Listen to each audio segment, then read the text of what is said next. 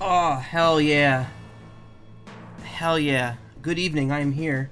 It is just about midnight, which unfortunately is later than I wanted to start, but was kind of wrapped up in a preview stream for Fastest Furs. I was watching that. Okami, very fun game. But I'm here, and after many delays and many months, Advance Wars 1 plus 2 is finally here. I had been wanting to play an Advance Wars game on stream before this was announced, and I was like, well, shit, I'm just gonna wait for the remake to come out. And unfortunately, that ended up being a year and a half of extra waiting than we assumed it was.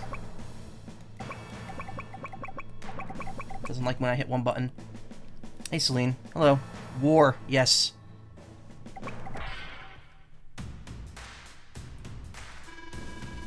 Welcome to Advanced Wars 1 plus 2 Reboot Camp. You must be M. Macaw. I like how it put a space there, like it actually put a pause there. It's an honor to meet you. My name's Now.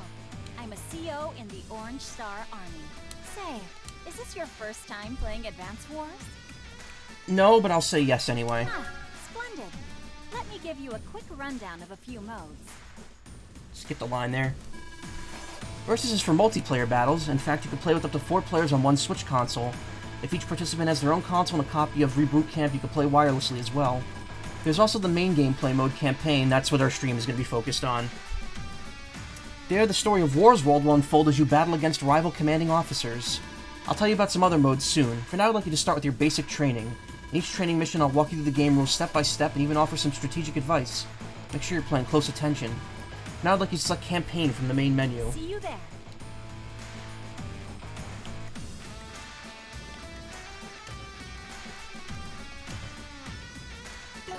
Oh. Okay, so the game's already started. It's just, she just gave you a rundown, because the campaign mode of 1 has a tutorial baked into it already, which apparently is, like, the main thing that's been changed from the original. They've streamlined it down, so it's no longer, like, as much of the first storyline as it was originally. But yeah, there's, you know, it's Advance Wars. If you're watching this, you know what it is. Stories yet to be revealed, so you can start this early, but they warn you that there's spoilers. Contains content that reveals secrets. We recommend. Yeah, no, we're not doing that. We're only doing 1 right now. I will stream 2 at a later date, but right now we're just gonna focus on 1 because I think it would probably take too long to do both of these in the time that I have to play through it. Also, tonight's stream is gonna be kind of a tight 3 hours. Like as soon as it gets to like 3 a.m., I'm stopping because I have to go to bed early. I can't stay up too late tonight.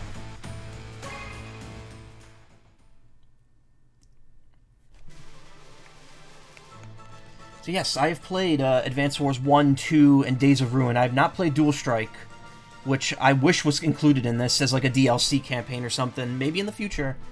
But yeah. Advance Wars is fun. It's fun and difficult. I don't think I've ever beaten any of them without a guide of some sort. Players are starting out. Classic. Well, I'm not doing... I may be inexperienced, but I'm not inexperienced enough that I'm going to pick casual.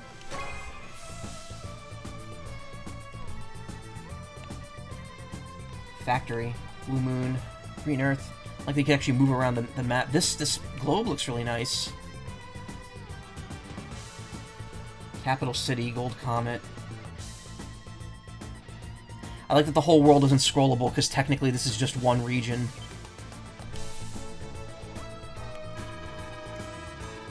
Go over the basics of troop movement and attack controls in this training mission. Show me you're ready for this lesson by clearing the previous one.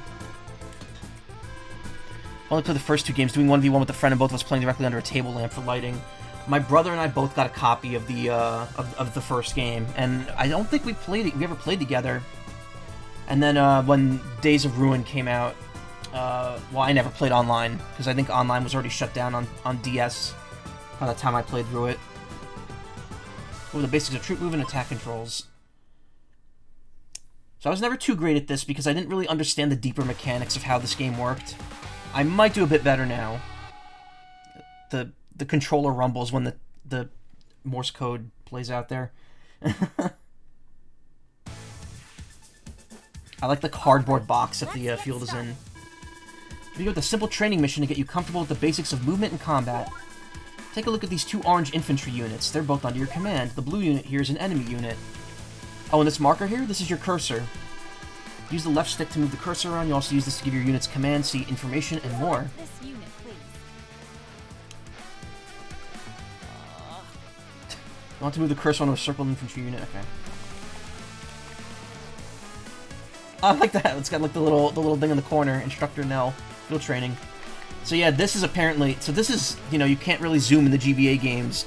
This apparently makes the bigger maps way easier to manage. The fact that you can actually zoom in and out.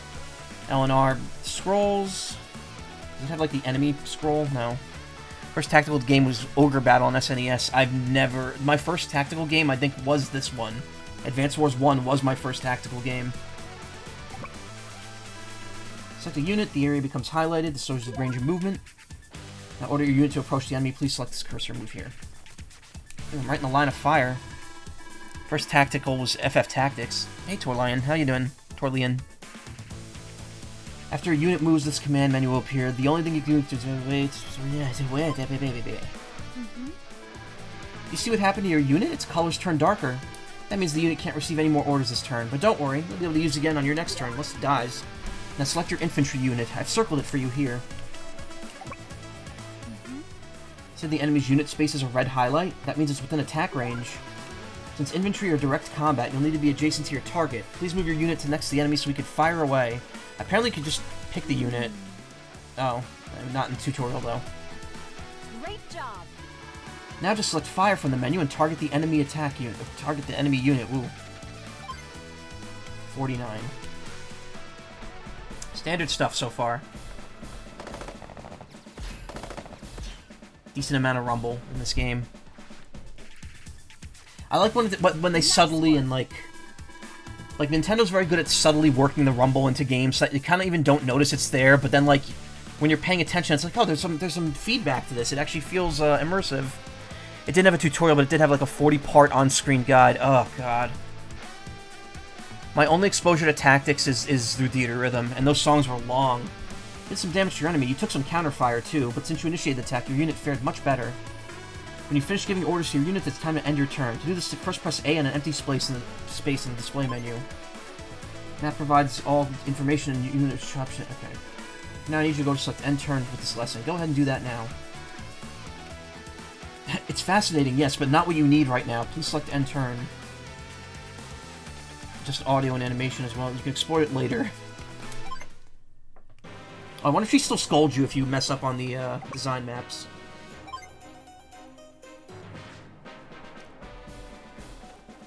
For your first tactics game, it was really helpful to have the on-screen information. I can imagine. Me, I don't like when it just gives you like a manual and you have to flip through it. I remember back when I was streaming Danganronpa 2, that game just spells out a ton of tutorials and then doesn't let you see anything with it.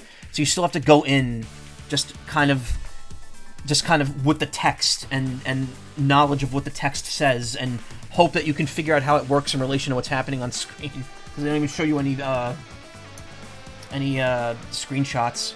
It's your turn again, but hang on a second. Do you see those numbers in the units? Those indicate HP, which means hit points. Units begin with 10 HP, but as they take damage in battle, their HP will decrease. When a unit reaches 0, it'll vanish. Notice that your unit currently has more HP than the enemy unit does. Okay. That's why you should pick your battles carefully and always try to fire first. Unless you're fighting Sanja. I think when she uses her CO power, she always attacks first, even on counters. Units lose some of their firepower and they get damaged, so it's better to fire on the enemy with this undamaged unit. Let's select yours now. Commander. You know there's an easier way to give attack orders? If I may, I'd like to show you. See that highlighted enemy unit? It's within attack range, so we can use quick fire on it. Try selecting the unit directly. That's new. That wasn't in the originals. Tactics HD Remake 1 Square. You know, I wouldn't put it past them, given that, they've done a ton of remakes and remasters lately. They, I mean, they did Chrono Trigger, or they did Chrono Cross and, Trials, Legend of Mana recently. So I wouldn't put it past them to do a Tactics remake, or at least a port at some point. Since you also defeated the enemy unit, notice that you didn't even take any damage. I call that a win-win. Congratulations, you completed your very first field training. I'm so proud of you. Are you ready for the next lesson? There's been some hints of one in the near future. I don't know if I'd play it, but Definitely wouldn't mind seeing it happen.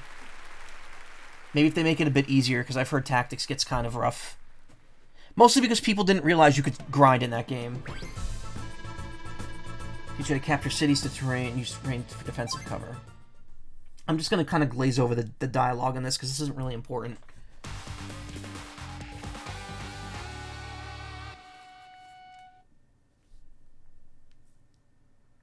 All the framework is there. We got precedent for remaster or remake. Yeah, true. Tactics over, triangle strategy.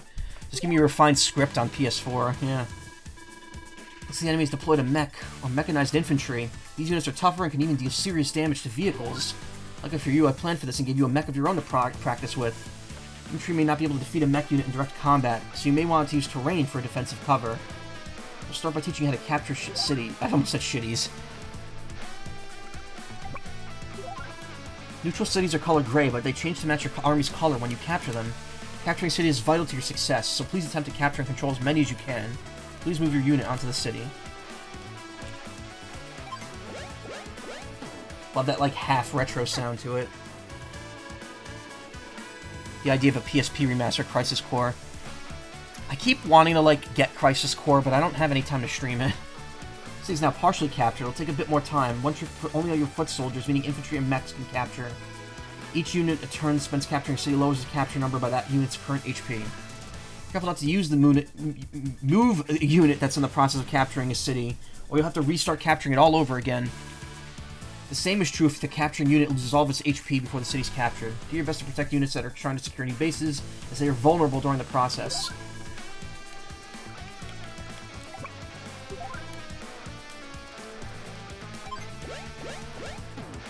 You could literally be playing tactics right now. I mean, one thing I really liked about the PSP was that it just natively had a PS1 emulator built in, and if you had any sort of PS1 like ROM file, there was actually a program that would convert it into like a PSP compatible version, and you could just sideload it directly, even if it wasn't offered in the Sony store, like the Sony shop. Sony shop, the PlayStation store. Want to hear a tip? You can actually speed things up by holding ZR. Give it a try when you fire on that enemy. Yeah, we're going to be doing that quite a bit. I don't know if we'll be turning animations off completely, like the pros do, but... Show your terrain affects movement. Would you please select the circled unit? I did. Oh, I didn't. Notice anything different? Movement cost is double in the mountains, but such terrain offers defensive... Well, I can't see because there's an enemy standing literally right where the mountain would go, where I would go. The only issue is that I can't go to the mountain down on the bottom right. Such terrain offers defensive advantages that compensate for the extra movement cost. You'll understand better once you fire on the enemy.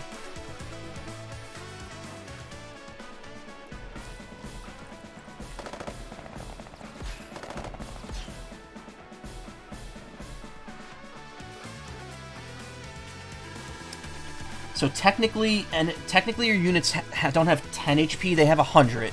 Or they have 10.0. Because there are attacks in this game that do fractions of a damage. And it does add up, because that little bar, you could see it doesn't always fully go down a number. So what it means is if like someone has like 8.5 versus 8.0, it means that there's a greater chance that they'll like lose 2 HP on their next attack rather than 1. Enemy unit took less damage than the first one you attacked, didn't it? That's because of another terrain feature called defensive cover.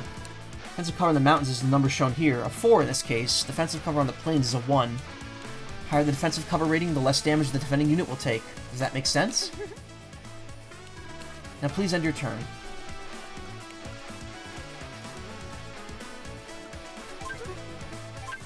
Oh. Rich green plain, while it features minimal defense cover, it's easy to travel on. Foot soldiers add 3 spaces to their vision range here. 4 denser... I like the music, how the music changes. 4 denser trees and fog of war ground units hidden here can only be seen by adjacent units. Like, the full song's playing here, but if I pull this up, it just plays like the kind of like the background part. Ground units gain HP supplies here. New funds, 1,000.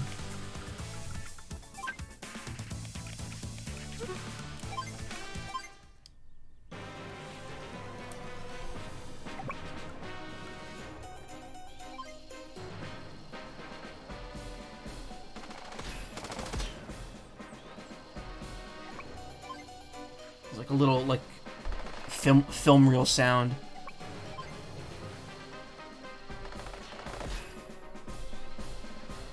When you speed up. Let's give him the GBA. I'm on the fence about getting this version, but it does look nice. How does your unit number health affect your damage output? Standard percentage reduction? I believe so. The amount of troops you have, I don't think really matters. It is entirely based on your HP. So, like, if you have a unit with 9 HP, you'll still have all 5 people in the unit, but I still think you do less damage than you would if you had, like, all 10 HP. Mech units really pack a punch. Luckily, even a neutral city still provides defensive cover. Movement cost differs between unit types. Did you notice the mech could only move 2 spaces but wasn't slowed down by the mountain? Whenever you need information like this, just place the cursor over whatever you want to learn about and press ZR. Easy peasy. This works for terrain features as well as unit types. Always remember, knowledge is power. It's a good idea to order your units to capture at the start of your turn. That way you can be sure you won't forget this order. Let's select the unit. Okay. At least... okay. Yeah. 2 turns.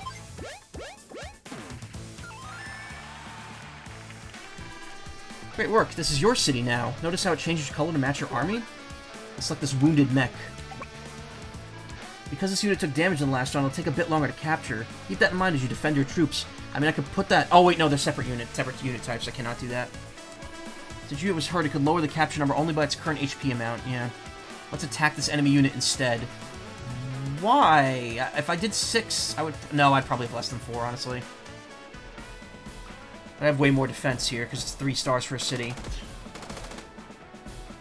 See, like, it says I have 5, but you could see the bar's almost down to 4 on the top left. Books give you knowledge. Knowledge is power. Power corrupts. Corruption leads to crime, and crime doesn't pay. Therefore, books make you poor.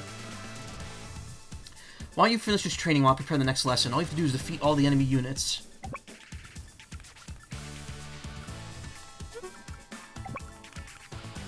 Oh, wait, no, they're in the mountains. That's not gonna work. Okay. See, a lot of people are kind of criticizing how they look in battle. I don't think it's that bad. My friend is messaging me about something. I don't think it looks that bad. I think it fits the style of the game. I mean, the game, you know, the graphical style of Advance Wars is very, like, distinct because it was very nice big pixels, bright because it was on the GBA, which had no backlight. I think this kind of captures that same feel while just being, like, 3D models instead. Vision range in Fog of War. This increases when the unit's on a mountain. Movement range. Unit travels on foot so it can cross rivers and mountains. Consumes rations equal to space's movement. Can no longer move when out of rations. Infantry units are not equipped with primary weapons. Yeah, just... it's weird that, like, they consider the guns that infantry use secondary weapons. It's like that in the original as well. Secondary weapon is a machine gun. It can target the indicated unit types. Machine guns are effective against other foot soldiers. Icon shows weapon power. Won't do much damage against ground vehicles. Infantry guns do little to no damage against copter units. Infantry units have the lowest cost deployment. They can capture bases but have low firepower. Mech units can capture bases and they traverse the most terrain types. They have superior firepower. They only have 70 fuel though. Stronger machine guns than infantry units. Yeah, so it just kind of gives you a thing here. But like you notice, they only have 3 bazookas. So when they're fired, they can only attack a vehicle 3 times before they're back to their machine gun. Bazookas are equal to tank rounds in effectiveness. Mech units can no longer fire their primary weapon when they run out of rounds. I don't think I ever paid attention to that, and that's probably why I didn't do well originally. Have no problem with the game's graphics. Me neither. I think it looks great.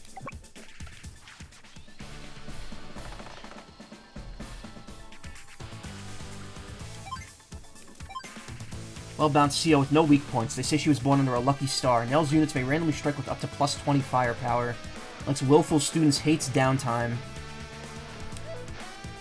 I wasn't done reading that. Nell's units may randomly strike with up to plus 60 firepower under lucky star. They also gain plus 10 firepower and defense. So this on COs will show you a unit's base attack power. You can see for Nell it's all red or all orange bars. That means they're all 100%. Some COs may have an additional bar above it. That means like 100 plus like 10 or 20%. Or some may have less, like a depleted bar, which will be like 80 or 90. Usually the power scale is no more than like plus or minus 20%, and it's usually balanced out by other stuff. Oh, here we go. It's right there. Increased firepower, decreased firepower, move range, attack range. Yeah, some COs have different movement and attack ranges for certain units, so you'll see like anything changed here, essentially.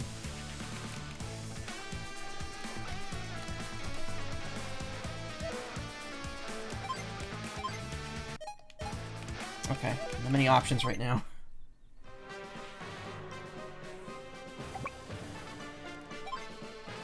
I will say they do take a while to initiate attacks in this version. You know, in the GBA versions, it was like Fire Emblem, where they would just walk up to you and immediately attack. This, they actually pull up the menu. I wonder if skipping the animations changes that or fixes that.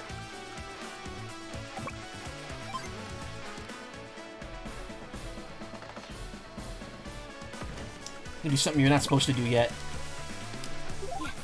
Oh, nice work. You figured out how to join units all on your own, huh? Oh, they rewarded me for that. When two units join, they combine their HP and become one unit. Go ahead and finish off those enemy troops, and I'll explain more in the next lesson. So something important about combining troops is that troops cannot have more than 10 HP. If you combine units so that their HP goes over 10, you actually get money refunded back to you based on the number of HP. So like an infantry costs 1,000 gold to produce, which means each HP is worth 100 gold. 10 HP, 100 gold times 100 gold is 1,000. So if you combine like a 6 HP infantry with a 5 HP infantry, you end up with an 11 HP infantry, and since you can't have more than 10 HP, you get that 1 HP refunded back to you, so you'll get 100 gold back. It's actually very important to know that, because funds are extremely important in this game, and it's very easy to run out of them.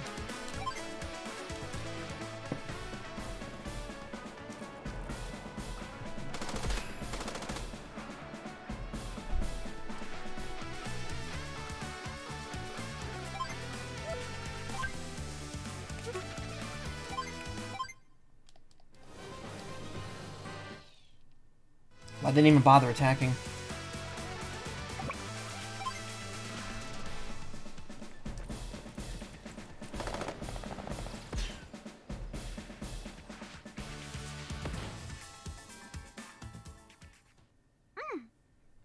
We have a better understanding of terrain defenses and capture techniques now.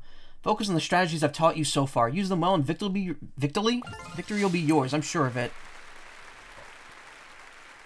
It has color, a modern game with color, yeah. Seems like the kind of game that would have a colorblind friendly mode. Yeah, I don't think it does, unfortunately. This lesson will teach you everything else you need to know to succeed in combat. What was this, something in transport? I'll see it in a second. Repair and transport. So I kept getting upset in the original games because I was expecting repair to refill HP. It doesn't, but it does do something else that's fairly important. Looks like these enemies have surprised our forces and damaged these tank units. But don't worry, I'll teach you how to even the odds. We'll need to repair them in order to have any hope of winning here. This unit is badly damaged and out of ammo, so let's patch it up. When you select this tank unit first, please. Army Headquarters. Ground units get HP and supplies here. Capture the battle's over. Repair land. Here's our base. Orange. Oh, I just realized they use the same bases because these are training. Okay. To repair a unit, just move it to any city or building that you control, even your HQ. This is the only city in range, so please move it here. Great job. This tank will recover 2 HP for every turn it remains here. That tank won't have a chance to recover. We can't stop the enemy tanks from reaching it. Oh dear. And your other tanks aren't in great shape either. Oh dear. Luckily, there is a way to regain HP and block the bridge at the same time. I'll show you how. First, let's select this tank unit. Next, move the tank to this spot at the front of the bridge so only one unit can reach an attack at a time. Since enemy units can't move over opposing units, we can use the tank to block this bridge. This tactic is called building a defensive wall. That tank won't last long in its current state, so select this other tank, and I'll show you how to join them. Well, we know that already. Yeah. Yeah! They'll be merged. Move your tank here and select join. See, your tank's fully repaired. Excellent work. When two units join, they combine their HP. Of course, now there's only one unit, but sometimes it's better than two damaged ones. I know that 2 units may seem better than 1 strategically, but running around with low HP is risky for most units. Also remember, damaged units deal less damage when attacking. Now your repaired single tank will be able to hold the bridge. And while that happens, your damaged tank can be repaired. One thing, when you join 2 units, it ends their turn, so make sure you anticipate that. So you're really starting to understand the strategies of war. I have just a few more things to teach you. Great to see we have an artillery unit, but there's a problem. It's out of ammo, and almost out of fuel, too. Yikes. That unit can't fire without ammo, and it can't move without fuel. In its current condition, it's pretty much useless. Lucky for us, we have some transport units available. Let me show you how to use them. These transport units are Armored Personnel Carriers, or APC for short. Let's select this one first. Now to make the artillery unit usable, we need to move the APC adjacent to it to give it some supplies. Move the APC here and select supply. Great job. When you supply a unit, you'll fill its ammo and fuel to maximum levels. This time we give supplies to only 1 unit, but APC units can provide supplies to any other adjacent units at the same time. Don't forget, you can supply units just by placing them in allied buildings, where they'll also heal. However, transport units are best used when you're on the move. Now the artillery unit's ready. Let's go ahead and select it. Artillery indirect fire units. That means they could fire from a far distance without fear of counterfire. Artillery units can't move and fire on the same turn, but the range on an artillery unit is 2 to 3 spaces. And when you know it, looks like we have a target within that range. Go ahead and fire.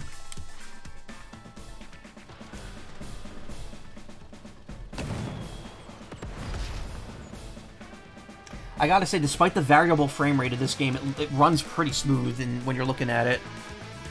Careful placement of indirect fire units is vital to winning battles. Try to keep the enemy units from engaging them directly and you'll succeed. There are other ways to win too. See these buildings? They're the headquarters for each army. We call them HQs for short. If you capture the enemy HQ, you'll instantly win the battle. Be careful though, the same rule applies if the enemy captures yours, so always make sure to keep it safe. Well, now it seems like the enemy wandered too far from their HQ and left us an opening. However, your mech unit won't reach it in time to capture it. That's when having that second APC gives us an advantage. Now select this mech unit and load it into the APC. Load mech or infantry unit onto any unit to transport unit by... yeah. Load. Load the mech until unit unit inside a transport unit. Now you're ready to roll out. There we go. Look, just enough space to get over there. Try moving it right next to the HQ. And now we drop. Perfect, you can wait here, and the mech unit wouldn't take damage while inside the APC. Well, if the APC happens to get destroyed, both units will be lost. But right now we want to try to capture the enemy HQ, so please select drop from the menu. Now place the mech unit directly onto the enemy HQ.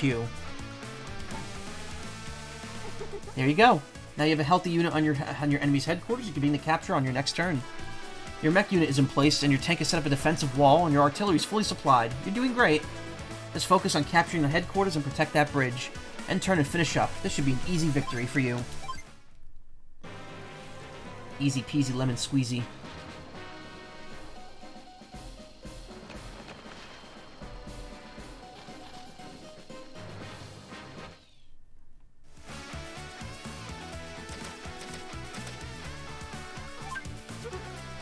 So L&R moves between your army.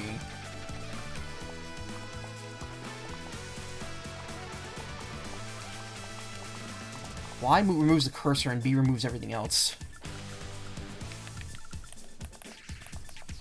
Oh, that's... okay, so maximum zoom is pressing in and out.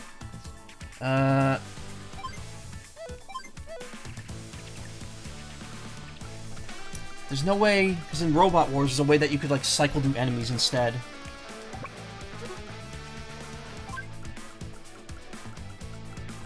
It doesn't look like that's an option here. This is map inside a corrugated cardboard box, yeah. I believe the actual levels are in, like a wood box. Like, it's very clearly supposed to be like a kind of toy-like thing.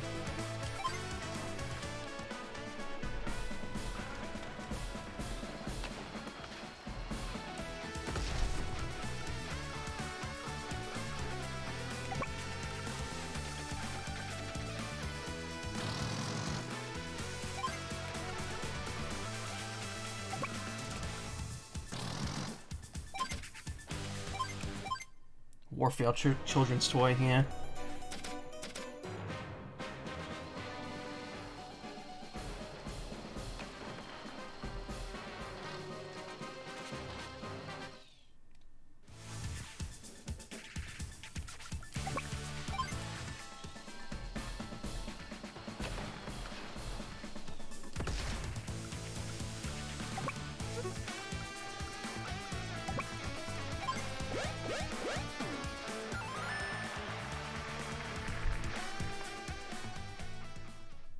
Congratulations! Your lesson's all complete now. You're ready to take on anything the War's World can throw at you. And just in time, too. I'm getting reports that the enemy forces have invaded Orange Star. One last thing to remember. Keep an eye on your stats, but luck plays a small part in every battle. Keep this in mind, and I know you'll do us proud. I'll see you around. If I'm not mistaken, she is one of the harder COs to unlock. She was kind of like the ultimate CO of this game. Well done. With that, your field training's now complete. Congratulations, Macaw. So how was it? Do you feel like you got the hang of everything? Don't worry too much if there are still things you don't know. As you take on missions, I'll be around to teach you along the way. Looks like we're ready to get started with the story.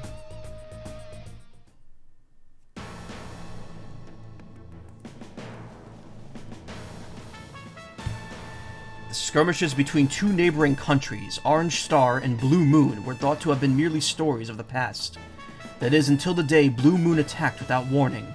You will guide the commanding officers of Orange Star in defending their territory, and fight to uncover the motive behind the sudden ambush. Our story now begins with Nell, Commander-in-Chief of Orange Star, as she trains a new recruit.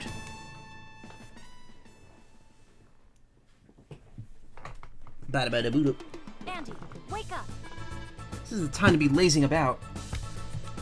Oh, I'm up. What's the drill this time? No drill, we've got a real situation. It's that madman Oled. It's the Commander-in-Chief of Blue Moon. Our intel indicates that he's ordered an invasion of Orange Star. Blue Moon? I thought they were through being the bad guys. We assigned a recon team to investigate, but they just sent word that Blue Moon now holds Coral Fortress. We can't afford to lose that territory. Right on, I finally get to do something! I'm gonna lead the way and save the day. Can't wait to see some action. Oh, no you don't. Not yet, anyway. You need to listen and learn first. Our top priority is rescuing Coral Fortress for Orange Star. Watch closely, okay? Let's go.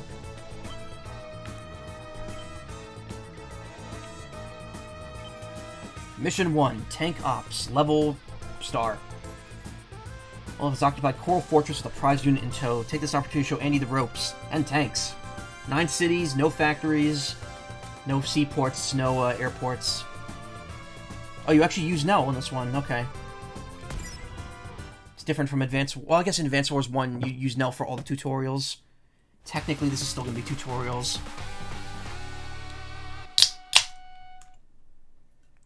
Crack a cold one open for our buddy Olaf.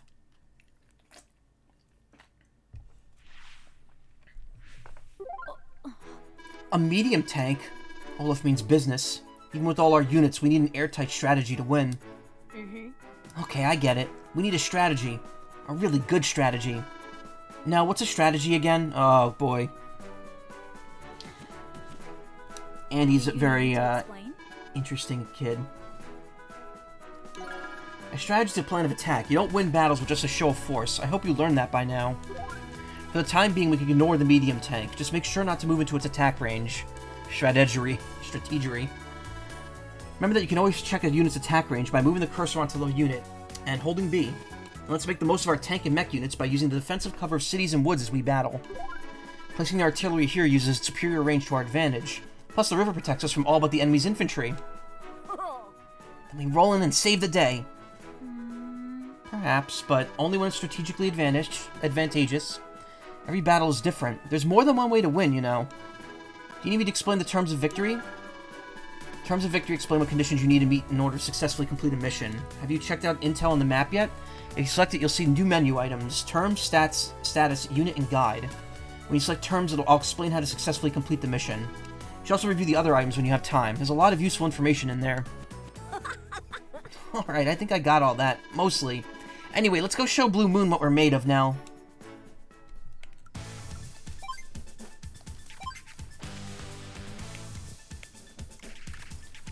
Olaf, a braggart whose tactical prowess has earned him respect. Easily affected by the climate, he's strong in snow and weak in rain. Olaf's units ignore snow movement penalties, but rain affects them the way snow does other units. Likes warm boots and hates rain clouds. Blizzard, calls down snow, increasing movement costs for all units except his own. Olaf's units gain plus 10 to firepower and defense. Meter. Hey, Atman.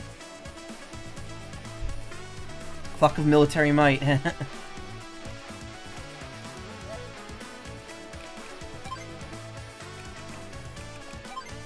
To win, we need to capture the 8 enemy headquarters to defeat all the enemy troops. I'll show you how it's done.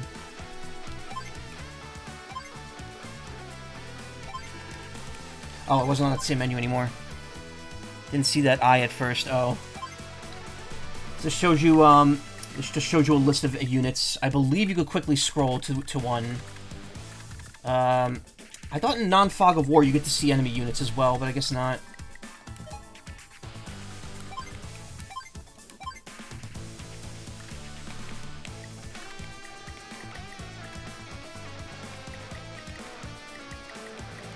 Okay, it does move to them when you pick that button. Units deployed, units lost, properties owned, incoming funds, available funds. Remaining lost. Oh, that's cool. So this doesn't... You do get a score, so your units lost do affect you. 5 neutral properties. Oh, L. That's why Drake is usually a hard counter to Olaf, yeah. Blizzard. Blizzard and Tsunami.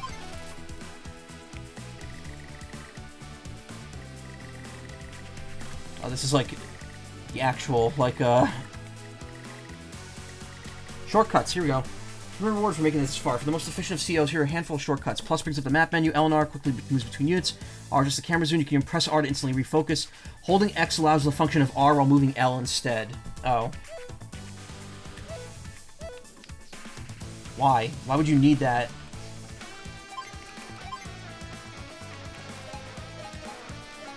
View battle and capture animation. View battle animation only. View player battle animation only. No animation. Well, I'm going to keep it on A. Yield automatically makes you lose. Exit map. I don't... These really don't have a difference. Reset turn's a new thing. If you choose reset turn, the match will be reset to the way it was at the start of the turn. No. So it's pretty much the Fire Emblem option that's been the recent games. Just tucked away there for you to use and abuse.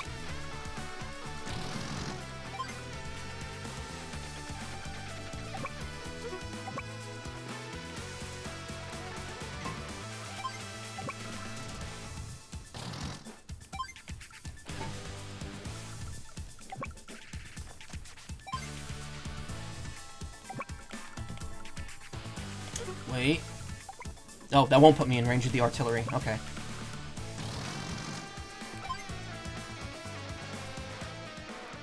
Kind of like the more cartoony style of the characters. Yeah, I agree.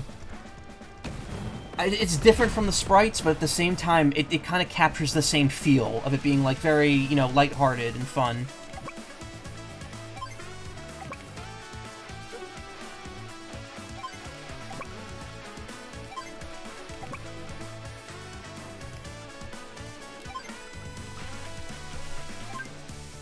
River that flows calmly. Only foot soldiers are capable of fording rivers. Bridge allows units to cross bodies of water, but leaves them vulnerable to attack.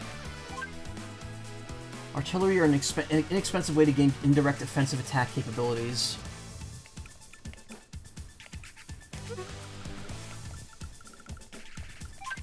Medium tank units have very high defensive and offensive readings for ground units. It's weird because medium tanks are the strongest units in this game. Like, there's no large tank in this game. Not until you get to Advance Wars 2, at least. So the Orange Star Army is launching a counterattack. My new Coral Fortress. So you fail to notice my new weapon, Nell. You'll soon tremble before the power of the mightiest ground forces ever. This will be a quick victory for Blue Moon. The Days of Ruin was admittedly a drag to go through, and I didn't mean because of the difficulty. You know, OMG voice acting. Andy is voiced by Veronica Taylor, the original Ash voice actress. And she more or less does the original, she more or less does the Ash voice.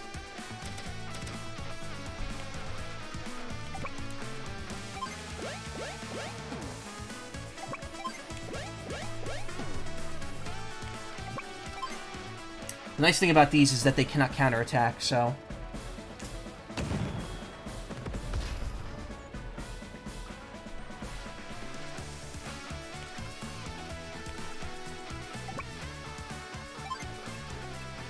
Both these are a win. Please tell me she says the line. I haven't gotten to it yet. If she does voice it, I don't know.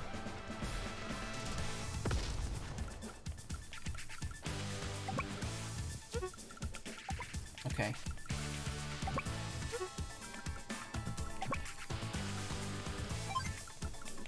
It might be smarter for me to just hold my ground here.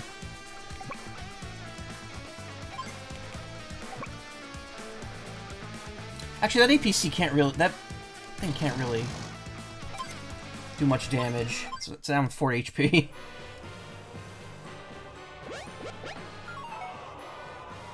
Evil capture noise.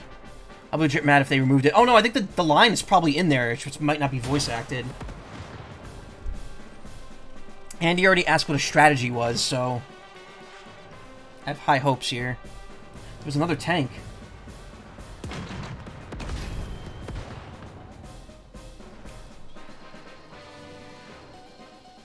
And not really a smart move.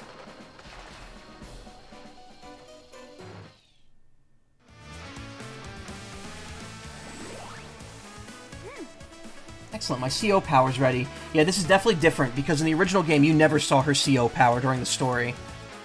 And, alright Andy, this is a real teaching moment, so listen up. The CO power meter's in the top of the corner of the screen. The meter fills up gradually over the course of any battle. When it fills up completely, it'll start flashing. That means it's good to go. When the CO power's ready, you can activate it by selecting Power from the map menu. But keep an eye on your enemy's CO power meter as well. They won't hesitate to use their own against us. No? I'm confused. Where exactly does the CO power come from? Well, it comes from inside you, of course. The exhilaration of battle kindles the flame of our special abilities. When that fire ignites, one's true talent can be unleashed. Huh? Talented fire, but how does that... Never mind. Okay then, I'm ready to select Power from the map menu and send Olaf's troops packing. Nell's units may randomly gain up to plus 60 to firepower. They also gain an extra plus 10 to firepower and defense. Let's have a little fun.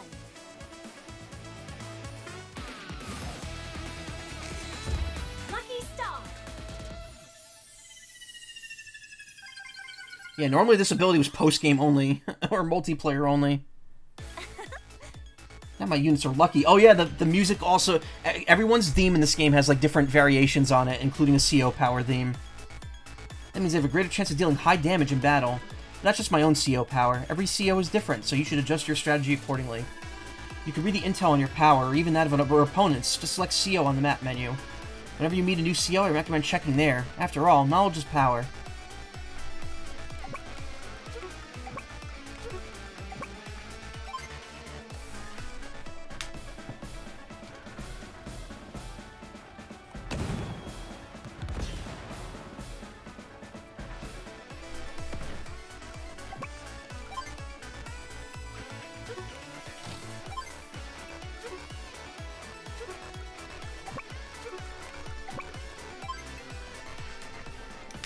20% damage, but her power gives you very high crit rate, so... Yep, I was gonna say, there's a very high chance I would just instantly obliterate it.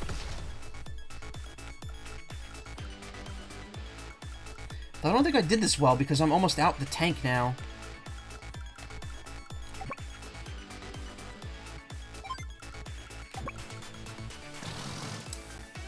Wait, no. I don't want to recommend boxing that thing in, because then it'll just attack forward. There's a chance that it may not in its current state.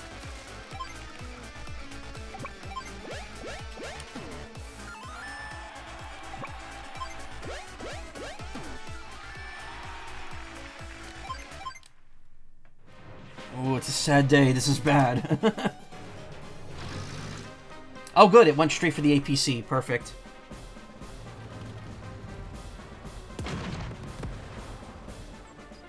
And it survived. Good. That tank is kind of, Never mind. Never mind.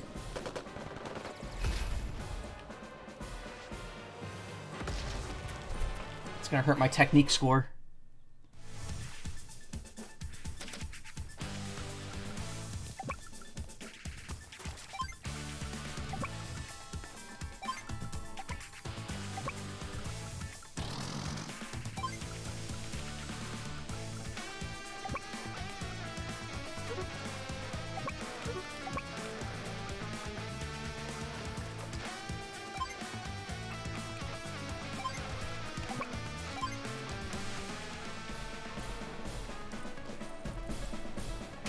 Hey, how you doing? What's up?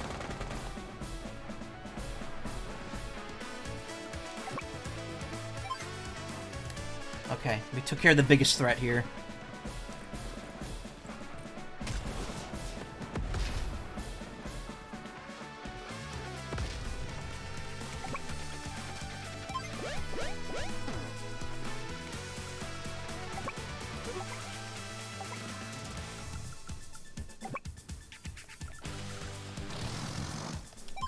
Wait here and heal up.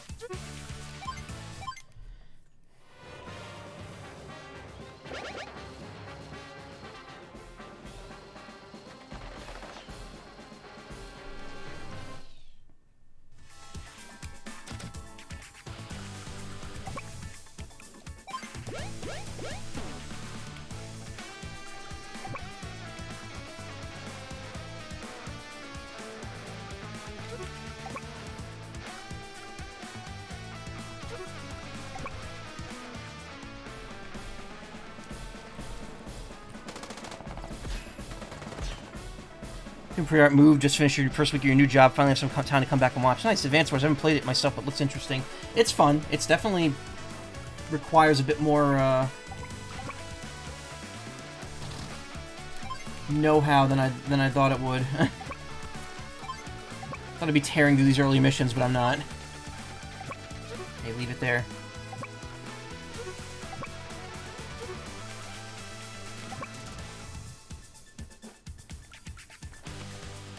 That unit's just going to capture that city, so I'm just going to go down here and capture it instead. And we'll go here and attack. Either fun or very frustrating, yeah.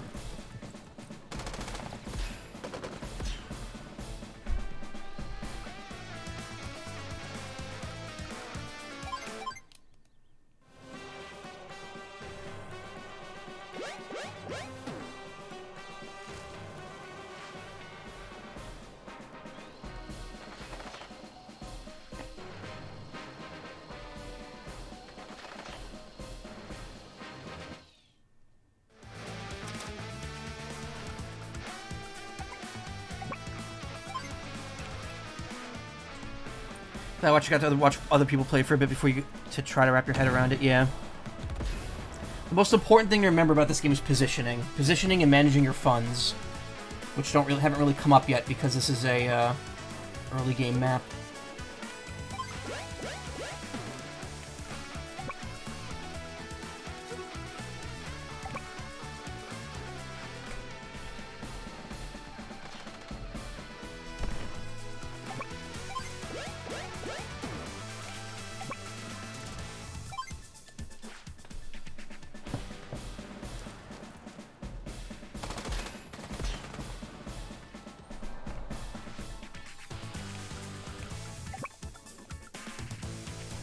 Oh, that's a mech. I can't combine with it.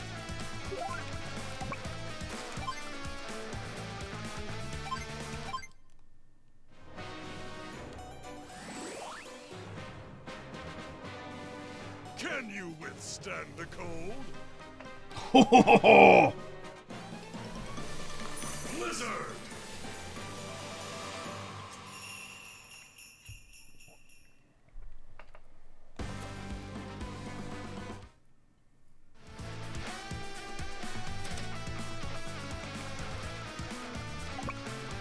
Cool.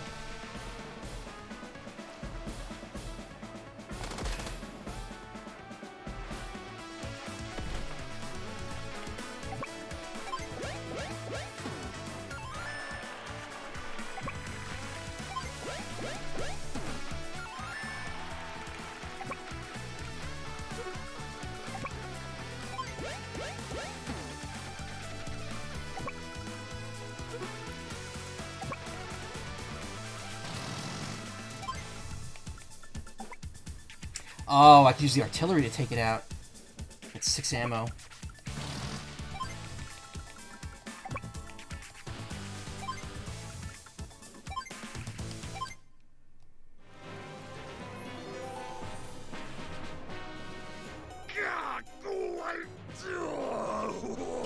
Blast it! We must not let the enemy overtake us!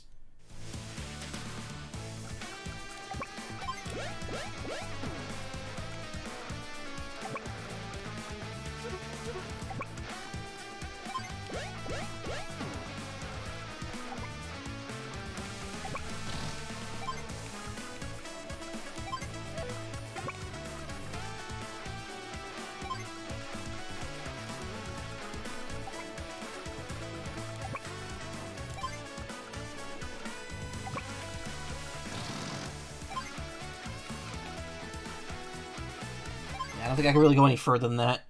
Otherwise the tank will start raining vengeance down upon us.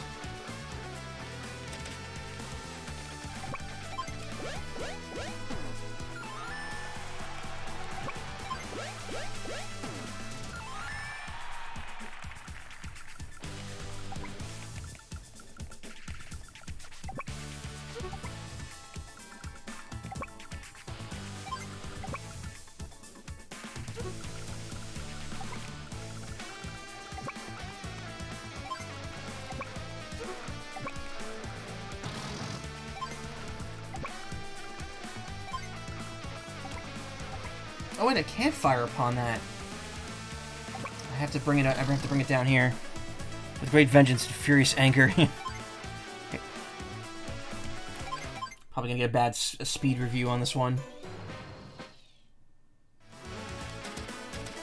Yeah, I thought being right there would give me enough range, but it doesn't.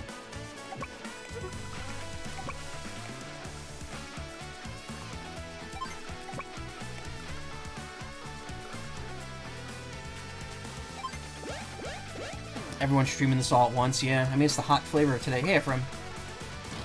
Got it.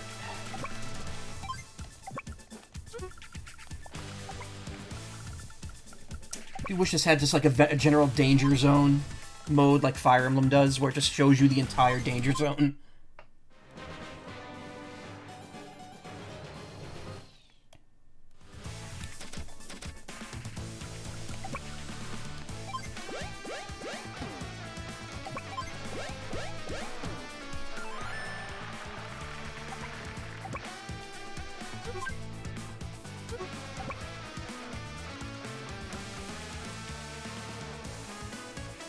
There's no way to actually fire upon this thing, is there? Because this doesn't have enough range.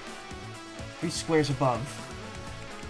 Yeah, that thing could easily take it out. Alright, I gotta build a wall if I'm gonna do that.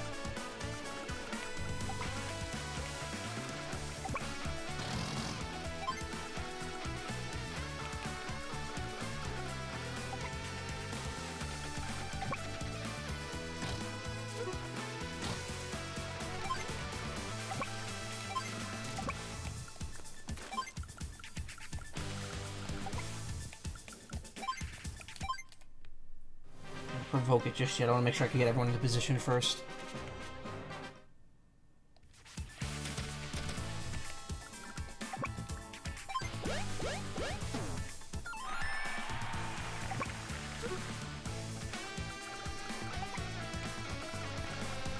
So I need to be 4 spaces up.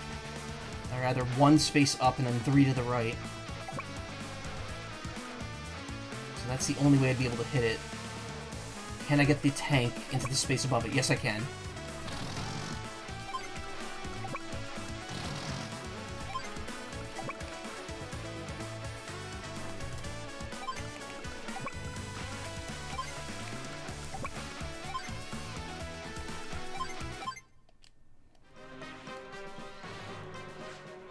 I got some custom maps, honestly. Yeah. Oh, that's right. I want to see if Nell still does the thing where she gets angry at you. Oh my god. Wrecked.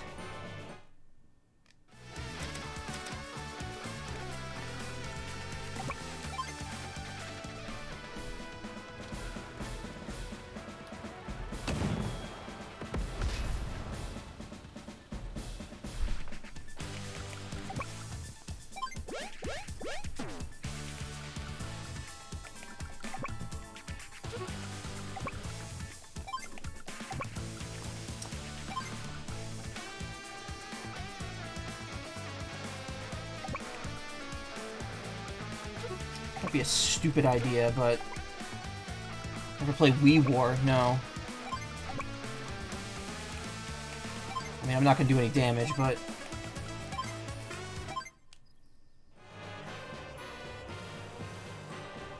they might be able to survive this so I don't lose any units.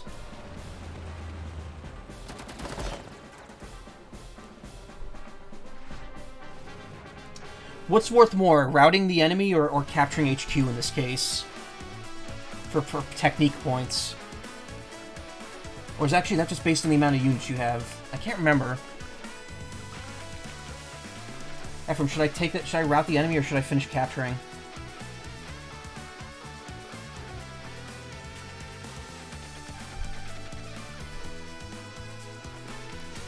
Doesn't make a difference. Oh, okay. Cool.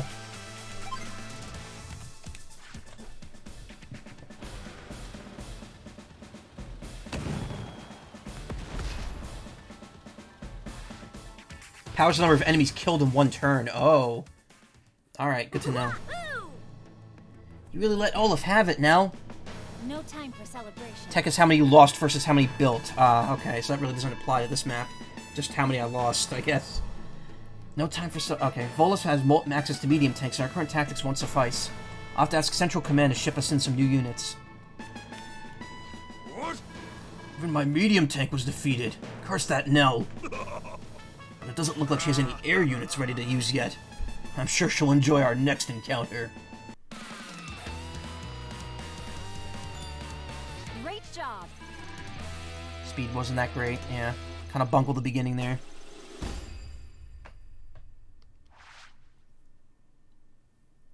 It was a browser-based game identical to Advance Wars, but free with custom multiplayer maps. I think it eventually became a Facebook app because everything did.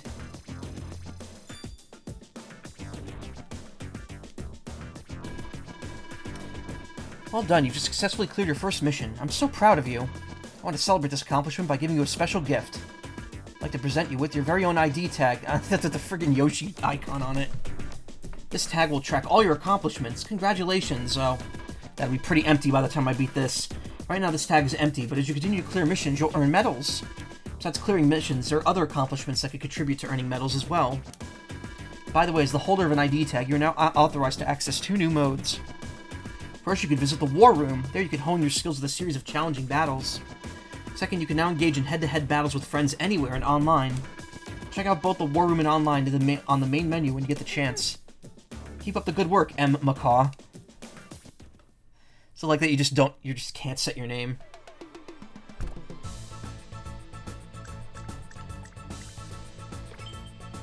Andy! Just received word that Olaf has moved into Alara Bay. Guess he's not going to give up so easily. It appears that's not our only problem. Orange Star has hit a snag in its heavy armor development. Blue Moon, on the other hand, seems to have more than enough tanks. Yikes. Can we defeat Olaf without any tanks of our own? Alara's a bay? Apparently. That's what it said, right? I pulled some strings and had some helicopter, anti-air, and missiles sent down from the front lines. Although, that doesn't give us all that much additional firepower. Nevertheless, with careful planning, I'm confident we could drive away that pompous old... I mean that we could force Olaf to withdraw. It's a tankless job, but somebody's gotta do it. Thank you, Ash. Oh, I like that. That's cool. I like that kind of like the fade out with the radio sound. Okay, so you could switch between those modes at any point. That's cool. So if you feel like if you start casual and you want to go harder, the options there. I mean, I only know the Famicom Wars deep lore where Alara is a mountain.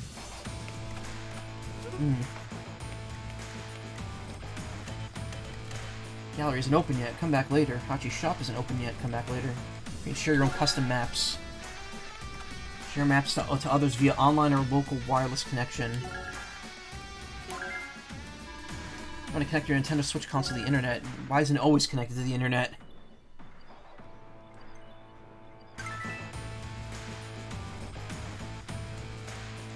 Ready to receive maps from online friends. Okay. That's interesting. It's not just like a database. What does casual mode do? I think it just makes the game easier. Probably just lowers the enemy AI. Welcome to the Design Room Map Maker. It's a box with some water in it. All the tools you need to design your own custom maps are here. If you need a hand with anything, press plus to bring up the menu, then choose help, and I'll get a guidebook for you. Alright, enjoy making your own maps.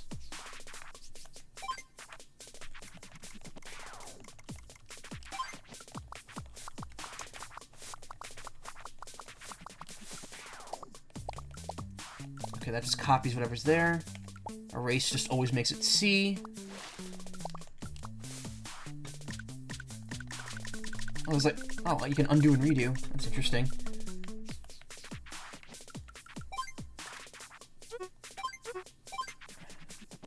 Terrain, oh, units, okay. Blue Moon, Green Earth, Gold Comet.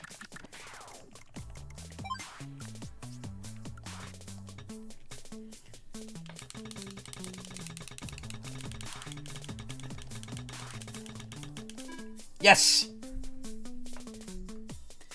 You must really like doing that over and over again. Keep it up. I think that only happens once. Oh, wait, I missed the line she said before. No, wrong button. I want to see what she said. Yeah, she have to unlock black hole. Yeah, now with more text. I want to see this. That's the one thing I was wondering about when I started up today. I was like, can I do that? I do that too, yeah.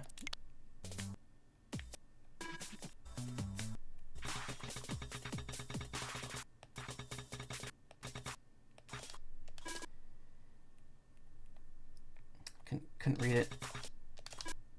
Oh, hey, so that thing I said about keeping it up, I didn't mean it literally. You could stop now. Whoops. Yes, I know, Tetris 99 is great.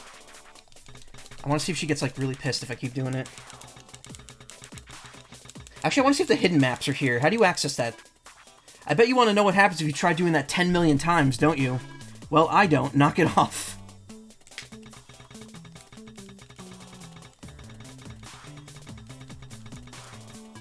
Don't you have anything better to do? I'm out of here, but it's nice you found an all-new way to play Advance Wars. I hope this game will bring you joy for years to come. I guess that was the last one.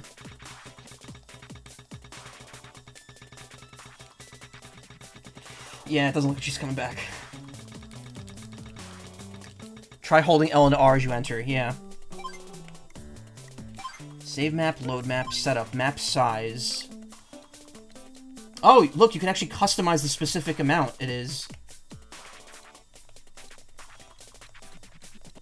I'm guessing once it's too big, it's officially not okay for online. Yeah, if it's more than 300 squares, I'm guessing. Yep.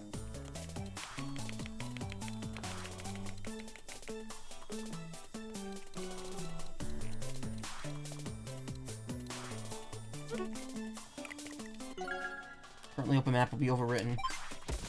Cool. Water. Oh look, you get to like customize the water, and that's cool. You have to choose the kind of either like I guess the time. Yeah, it's an interesting little like customizable thing. Oh, you want to use the guidebook? How studious of you.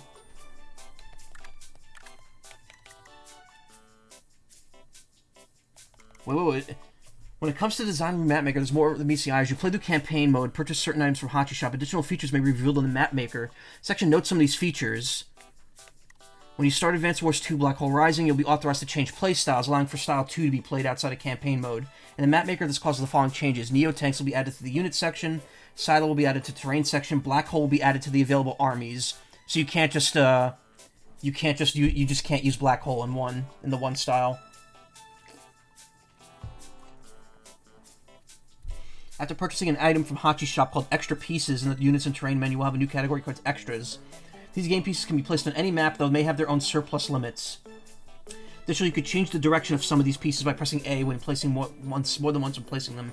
As for how these pieces work in gameplay, you'll just have to try them. The Volcano is one of several game pieces that become available after purchasing extra pieces. Volcanoes erupt each day, causing lava to rain down into the map. After you place a volcano on the map, you'll also be able to place two types of targets, Odd Day and Even Day. By setting these targets, you'll be able to customize the pattern of spaces in which the lava lands every day. That's cool. Sounds like the fun stuff is locked behind the second game. That's how you got here. The features buried behind the... Okay. File, save and load. Map size. Map size 10 by 10. Minimum is 10 by 10. Smaller map sizes will display online okay. See the online requirements for more details. Fill command completely replaces water command allows you to customize with various shades of water. Cool. When aware of feeling that any units placed over the terrain will be overwritten as well. Okay.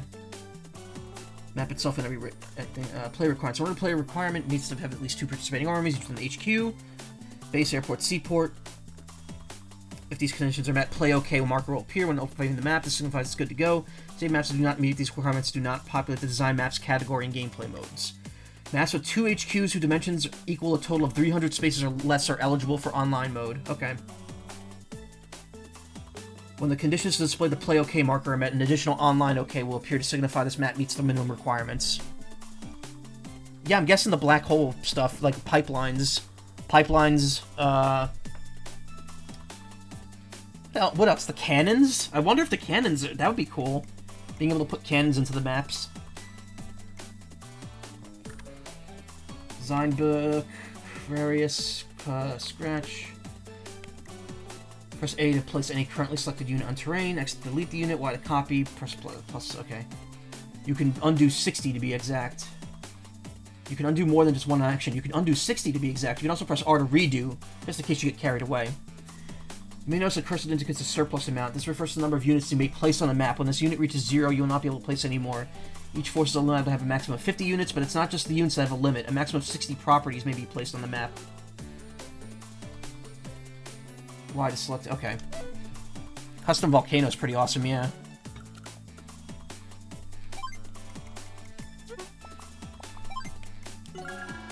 Commander, you have unsaved changes on the currently open map. Would you like to save before exiting? Nah. I want to see if the hidden map exists. So it's hold L and R as you enter, right?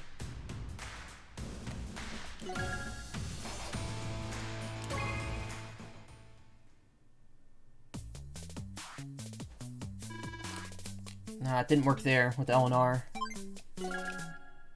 Maybe it's ZL and ZR, just because they're the more noticeable buttons now.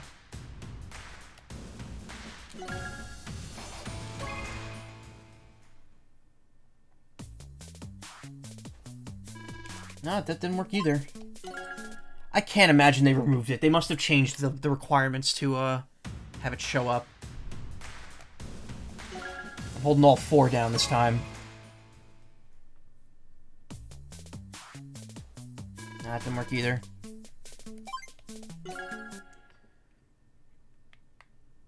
I'm sure it's still in the game. There's probably just... You probably just have to figure... Like, there's probably a different way of accessing it. Here, I'm gonna hold down every button that's not A and B.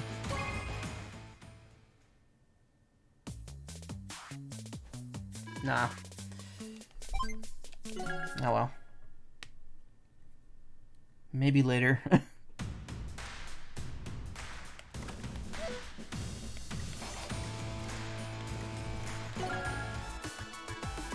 It's your first time here, isn't it? Welcome to online. What about SL and SR? Well, I'm using a Pro Controller. Those buttons don't exist. Those are the ones inside the Joy-Con. Here you could challenge anyone on your friends list to exciting one-on-one matches. Provided, of course, they have Advance Wars 1+2 Reboot Camp and can connect online. As long as your friend's connected, you can send a match invite and play together. Just make sure not to disconnect until the match is complete. By the way, your opponent can see accomplishments displayed in your ID tag. Do your best to earn medals and show off your tag proudly.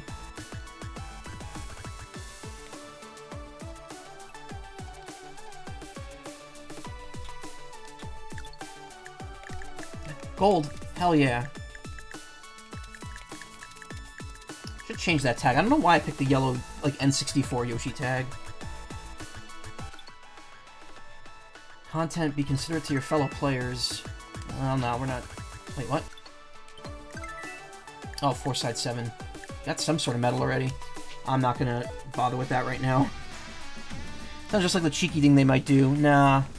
Generally, SL and SR just act as L and R buttons. Like, if you have the sideways Joy-Con, it will, like, almost always treat it the exact same way. So these are just challenge maps. This is the kind of thing that if you want to see more of, just check Ephraim225's channel. He's done a ton of these. Mostly hacks, but same thought applies. I may do 1 or 2, I don't know. I think the stream I'm going to focus mainly on just the campaigns, because, you know, stream time. Blue Moon is a strong front at the Alara Bay. Yeah, it is a bay. Let's teach Andy how helicopters can lift us to victory. Oh, this might be where the line shows up. Please tell me it's voiced. I want to hear Ash say the line.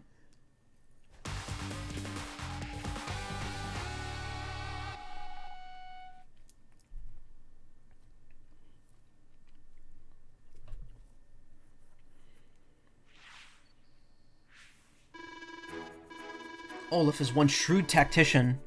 The airport line is later. Oh, right, it's when Eagle shows up. Yeah. Again, this is compressed, right? Olaf did not deploy copters in Mission 2. As I suspected, he's deployed a number of helicopters and medium tanks in the battlefield. A frontal attack from us will be reckless. Examining all of Olaf's units, I think we may have only one viable option. Throw everything we've got at him! No, Andy. Strategy. What's a strategy again? We must capture the enemy HQ. Do you need me to explain? For that, we'll need to leverage our helicopter units. You mean to explain how to use them? Enemy HQ's right below you. While it might be possible to march down there, all those enemy units make that a risky venture. This is where transport copters come in handy. There are APCs, just like them. Transport copters can carry infantry and mech units, and they can also have no weapons, but they also have no weapons and can't fire. It's like this infantry unit, and I can show you how the transport copter works.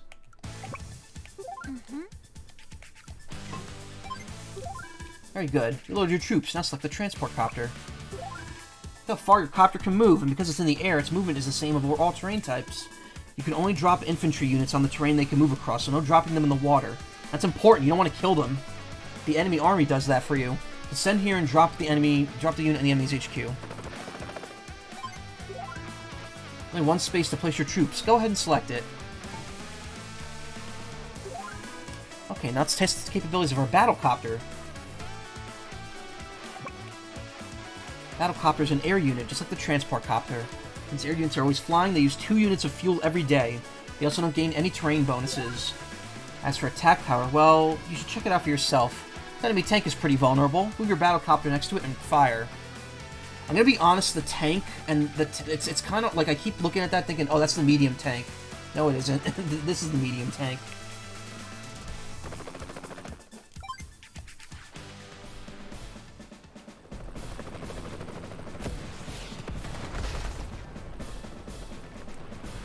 Copters are good against tanks. Powerful, aren't they? Battlecopters are even effective against tanks. Let me tell you a little more about those new air units. Even if you land them on allied cities and HQ, they won't recover any HP or be supplied with fuel or ammo. They can resupply at airports, but you haven't seen any yet.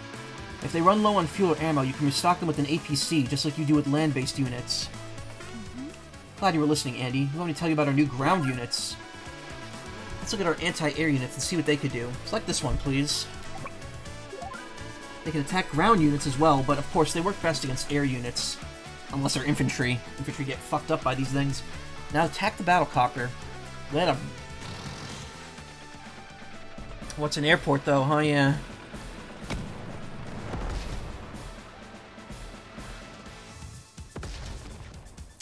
%.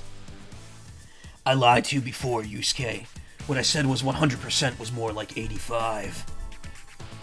See how powerful they are against air units? It's pretty impressive if you ask me. They're far more effective than tanks against mech and infantry. However, tanks will still typically defeat them in head-to-head combat. Last battlecopter is going to be a problem. Luckily, I have a solution. Missiles can fire on air units from a distance.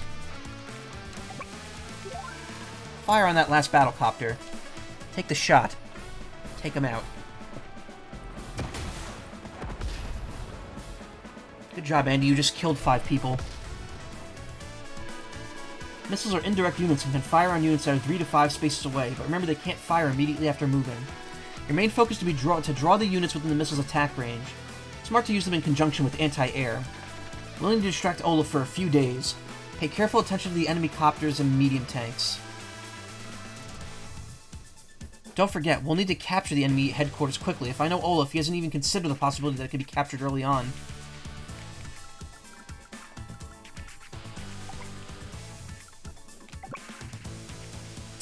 That'll make me get effed up by the,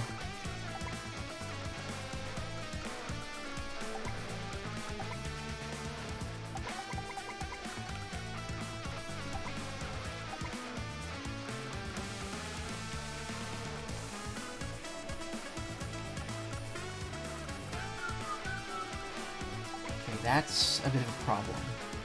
Those mechs are gonna mess my day up if I go down there.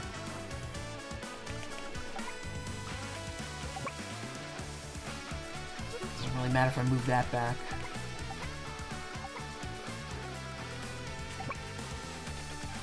Kinda does, actually.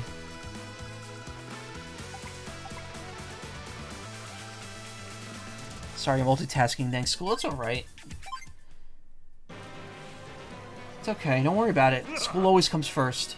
I see Nell hasn't deployed any medium tanks. Go forth, my troops. This time, nothing can stand in the way of our victory. Yes, that's right. Take the tank. Probably shouldn't have left it on a plane, but whatever. Damn it. Well, it's only got 5 HP. It's not gonna fuck it up too much.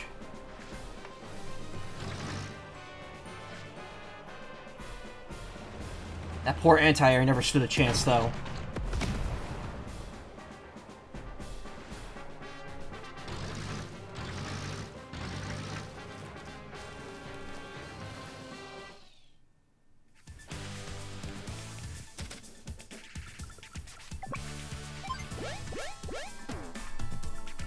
I mean, we're essentially safe here. There's no way he can attack us before tomorrow, but also don't want all my units to get completely destroyed.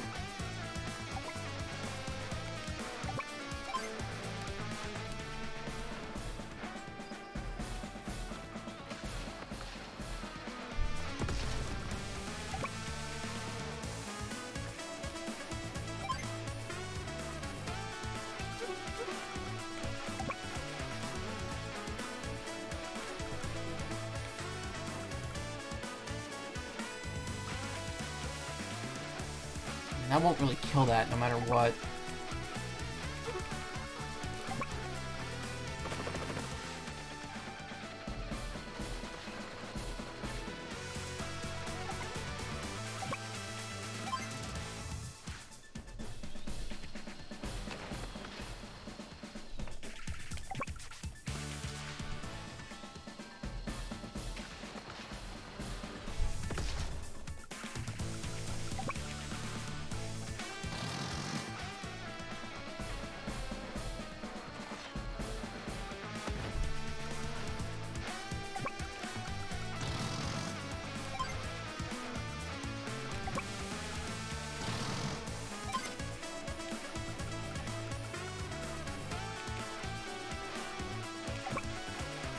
Say this missile's pretty much useless at this point. Whatever.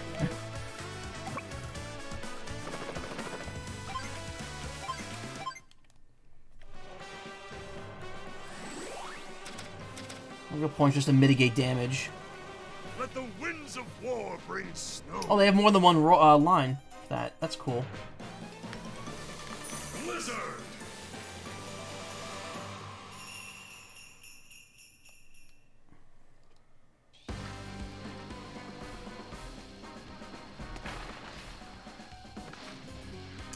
So, I'm gonna get rocked too.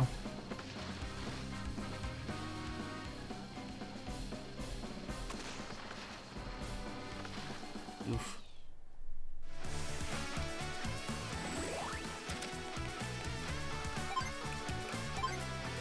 Lucky me.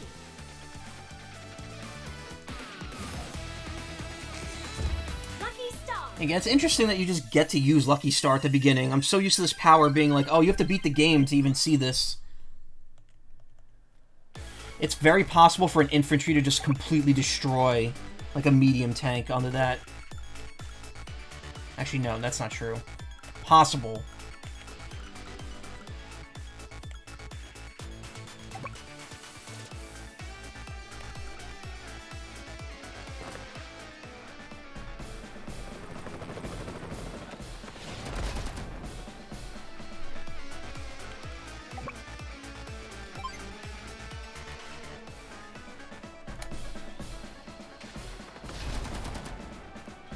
Yeah, look at that. I did 4 damage and took none.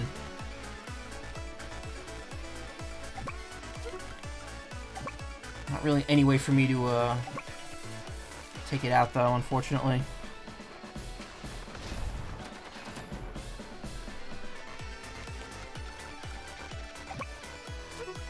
Yeah, I don't have any way of attack. That's actually it.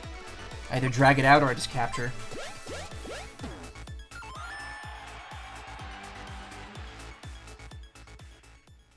That takes care of that. Huh. Can't believe he left his headquarters wide open. It's not like this is the first time on the battlefield. You know, Olaf is missing a key piece of strategy. Doesn't matter how strong your units are if you don't know how to use them. What? No, my headquarters seized. No, this smells like one of your little schemes. This isn't over yet.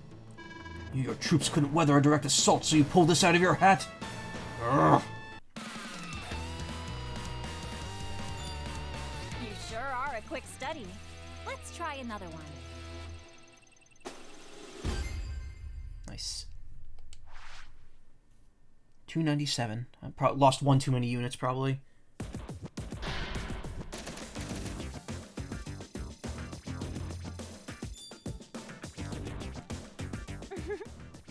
Seems like you got a handle on this. Perhaps my lessons are pretty good after all. If there are any rules you're still unsure about, please come visit me by selecting the field training flag on the campaign map. We could go over it again. As payment for your services, you've received some Advance Wars coins. Thank you. Thank you for title dropping your currency. You could spend these coins onto shop for all sorts of things. Speaking of which, there's someone I'd like you to introduce you to. Hi there! My name's Hachi, and I run the one and only Hachi's shop! Conveniently located on the main menu. Those Advance Wars coins you just got? Well, I deal in them. I exchange for those, you buy all sorts of neat stuff. I'll sell you new battle maps, collectibles for your gallery, and lots more. I can even enlist new COs to play as. For a fee, of course. Come buy something!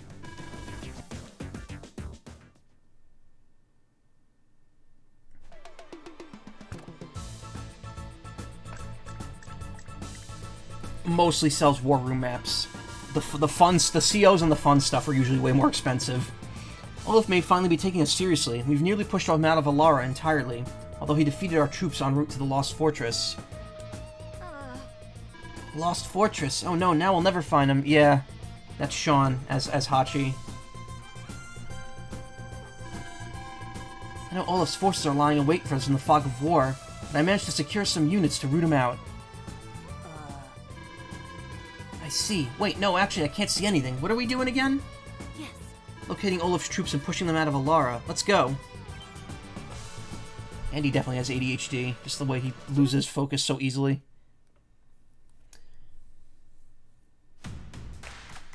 Let's go see what Hotchlock is up to.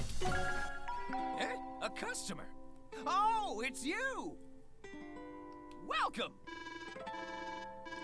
Real premium goods, great prices. Let me explain something real quick. As you work your way through the campaign, I'll be getting all sorts of shipments. Come back again now!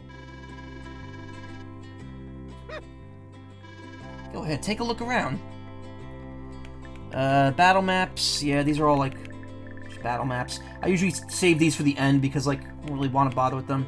Special case full of maps for versus mode. Buy it and you'll have more maps to play on. Bonus case full of maps for versus mode. Hachi's name means 8, yeah. This was in the original. I don't think bonus case was. Goes in the 4-player maps case. 3, 2. Wait, pre-deployed. Mint Plateau. Wait, what's the difference between pre-deployed and War Room? I guess that's multiplayer. 3-player maps. I think Japan calls them B, but that's probably wrong. I'm interested in the 2 cases. Well, special case, I remember there being a case in the original, but this is new, I think, the bonus one. Looks like I'm fresh out of those kinds of items. Oh god, they sell the music too. Listen to it any time in the gallery. Nell, Fanfare, Wars World News, Cosmo Land Map. Andy artwork, Nell artwork.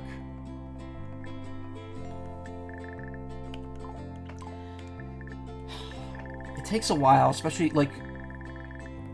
I guess the quickest way to do it is find a map that you can just grind for coins on.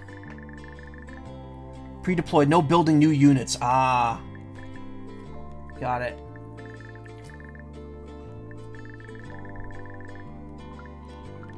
I'm just gonna wait because I know the COs are expensive.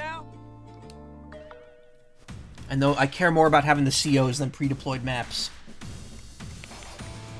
How's your own very own Advance Wars collection? Wiki says it's Hachi, which is also Hachi, yeah. Next medal, clear Advance Wars campaign on casual, or classic. Next, oh, so there are multiple medals, you layer them. Clear Advance Wars 2 Black Hole Rising campaign on casual or classic. Achieve A rank or better in a War Room map. Complete 1 online match. Purchase a CO ticket.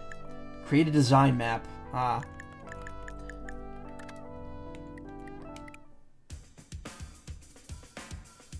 Andy's Anthem. Play Alt.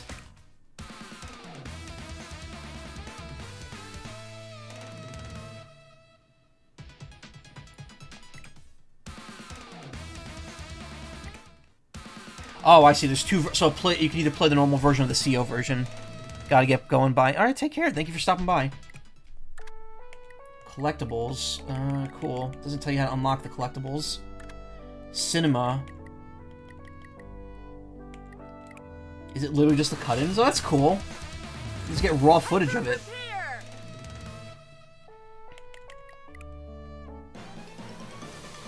Blizzard!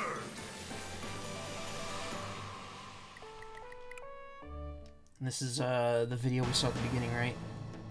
Yeah.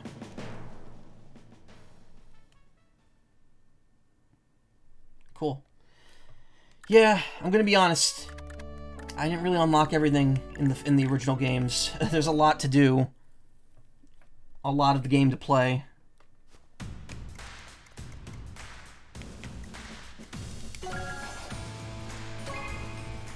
Tachi's a white ankle set. No, he's not a wasp. I mean, the thing is, Japanese, you get a lot of those words that have multiple meanings for the same word. Like, the number 4 being she. People don't, people associate that with bad luck because that word can also mean die. Or death. Fog is thick on the way of the Lost Fortress. On the way to the Lost Fortress. Let's give our troops the vision to see it through.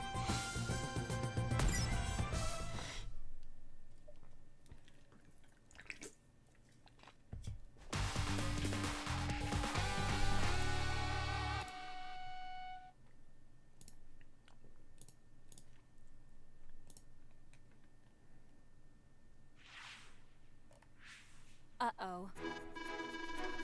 Uh-oh. This could be trouble. The surrounding area is almost completely hidden. All of his troops could be anywhere, and we wouldn't be able to see them. Hachi's number 8, Hachi, word for wasp or bee. Yes. Typically, animal names are always written in katakana.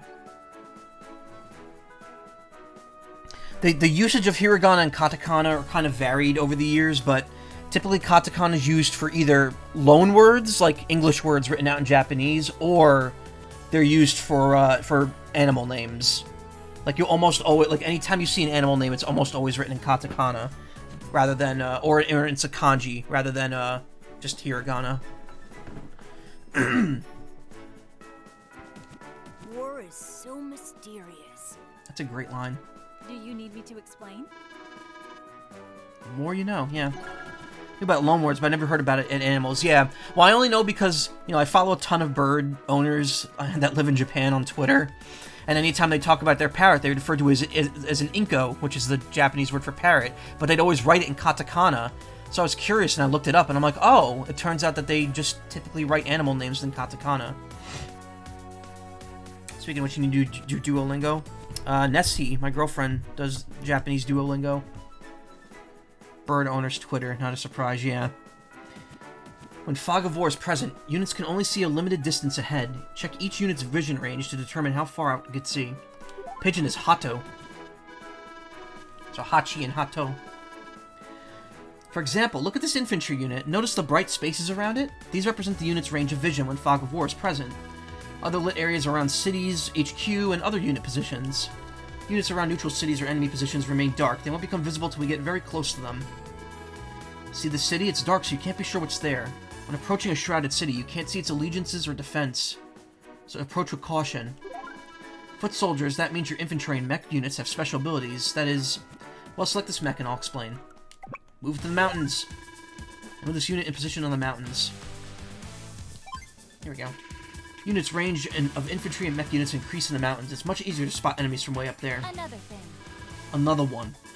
Did you notice this area is still dark? Woods block line of sight, so you can't see an enemy unit unless it's right next to you. Reefs work the same way. Units in them remain dark until you're right next to them. Enemies using the terrain to conceal their troops, right? Well, guess what? You can do the same. Using the terrain to hide your units is a great strategy, and surely the CPU will never see through it. You must be a Hato-ful boyfriend. Damn it. Maca. I go for some macas right now. Actually, no, that's how they say it in Australia. They call McDonald's macas. I had Taco Bell today. Oh, yeah, that's right. I have a funny little story. So I had Taco Bell today. I ordered Taco Bell. I I was suggested to No URL Please told me last night that, like, oh, you should use the app if you're going to order it. It helps out a lot. It gives you, like discounts and stuff. So I looked on it. I was like, oh, cool. I set up an account on it. I used it to order. Because I use other food apps, too. I've used Wendy's and the Jersey Mike's app before. What I didn't know about it was that when you place an order, if you have sound enabled on your phone, when the order goes through, it plays the... When the order, like, it's confirmed. And I was just like... I was, like, surprised by that. I was like, what the hell? It made that... Because I had a video on, and the Taco Bell sound just played at that moment. I'm like, did the video just play that, or did the app do that?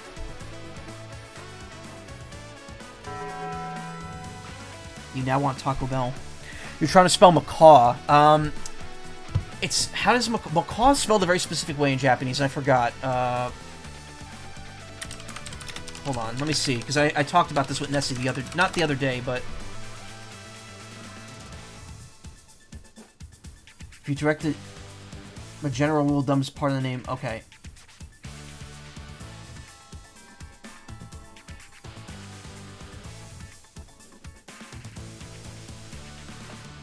Congo-inko? Oh, Congo-eco. Like Congo, the location, Inko. So, like, parrot and then Congo parrot is Macaw. No, it's not pronounced it's not Macaw, because it's a different word in Japanese. A parrot is an Inko, and a macaw is apparently Congo-inko. And I know this because Nessie tried making a banner for me with my name in katakana, but she wrote the actual word out instead of writing macaw. Because the thing is, like, in my case, where I'm using it as my username, it would be written out as Macaw, like in Japanese. It would be M-A-K-A-U. I don't know if that's exactly how I'd put it. Maybe M-A-K-K-A-U. I'd have to look into it. But she translated it literally into Japanese and used the actual name instead of the instead of my name. And that's how I found out about how that name is pronounced, or how that word's pronounced.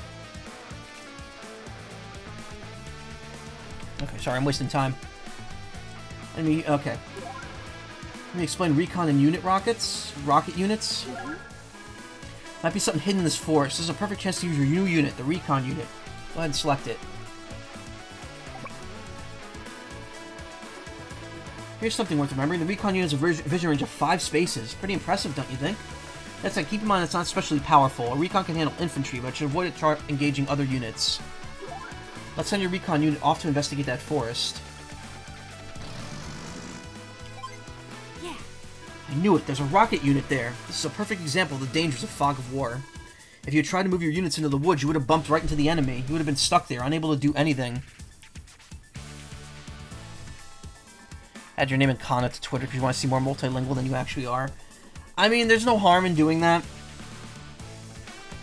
I would just be wary if people like start asking you to write something in Japanese and you don't know it. That's why I try not to tell people I know Japanese, because the truth is I really don't. I know very cursory, like, grade 1 Japanese that I learned in high school. That's like 12 years ago. Not 12 years. Oh my god, 12 years ago? No! 12 years ago was 2011. I learned that in 2005. 2004, 2005. Yeah, so if you run into a unit square that has an enemy hidden in it, your unit gets stuck and you can't actually act. Their turn's over. Select this unit, please. Perfect chance to test their own rocket. They'll probably go over this too, but you can't back out of moves in Fog of War. If you do, you lose fuel.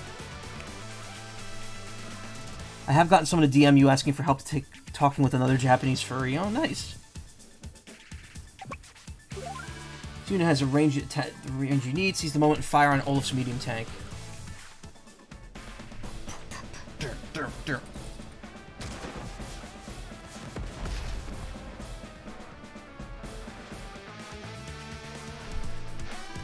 Rockets are basically powered-up artillery. They have the same attack range as missiles, 3 to 5 spaces. That's a big advantage. But remember, indirect combat units are able to fire at close range, and as with artillery, they take heavy damage from direct attacks, so you have to protect them and not burp like I just did. One more thing about missile and rocket units. These units travel on tires, so they move more slowly when they're not on a road. See, you know this stuff. Don't show Olaf he can't hide from us. Fun fact, I played this real 2006 Advance Wars clone on the PSP. It has fog, but you get ambushed if you enter a tile adjacent to a hidden enemy. Oh. So it's like, it's less like this, where you can just position yourself, and more like, it's almost like how kind of like a turn-based, like, real-time strat would have, like, the Overwatch ability. Speaking of, I have Codename Steam on 3DS. I haven't played it, but I have it, because people kept saying, it's actually a lot better than people make it out to be. Don't know if I'll ever play it, but I have it. If we ever want to see Steampunk Lincoln.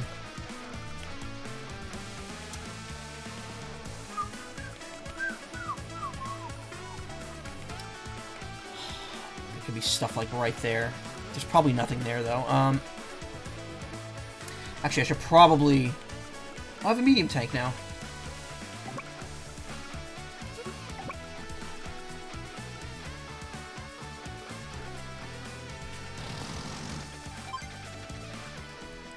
Have you tried SteamWorld Heist? No, I've only ever played the original SteamWorld. SteamWorld Dig 1. Actually, that's not even the original one. There was a game before SteamWorld Dig.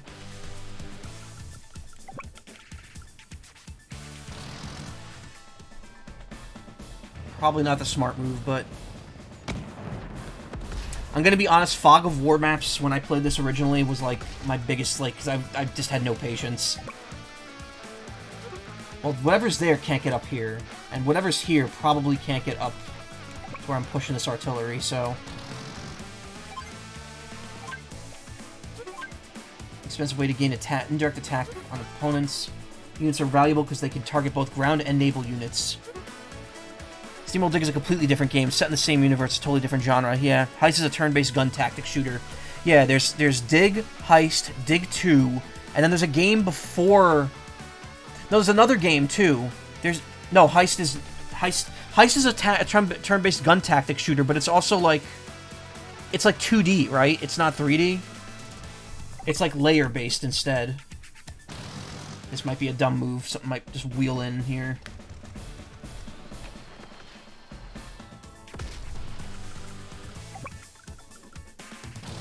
Should be safe here.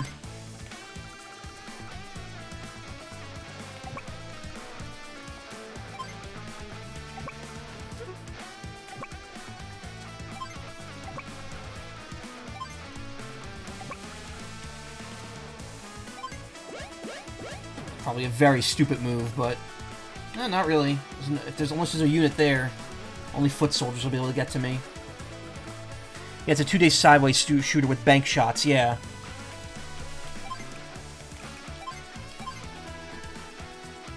Full of victory out of this fog. Oh, she has, like, custom dialogue depending on the mission. That's cool.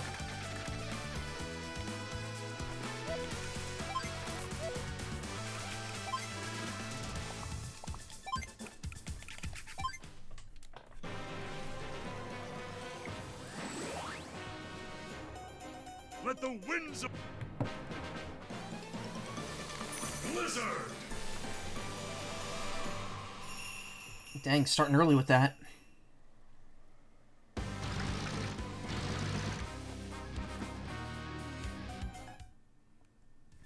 Hella cool, yeah. Literally.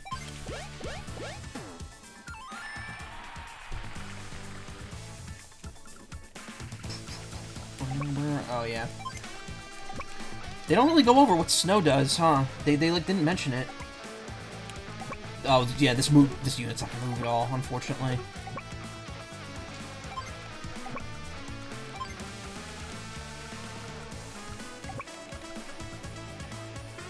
Probably very stupid of me to do this, but I kind of need to before they get to me first.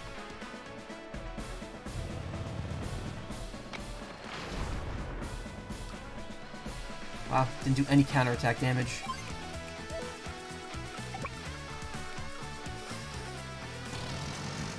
Nice, there was nothing there. Took the risk and it paid off.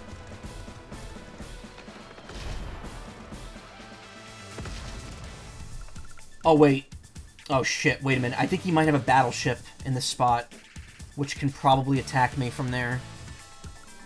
I did not think of that.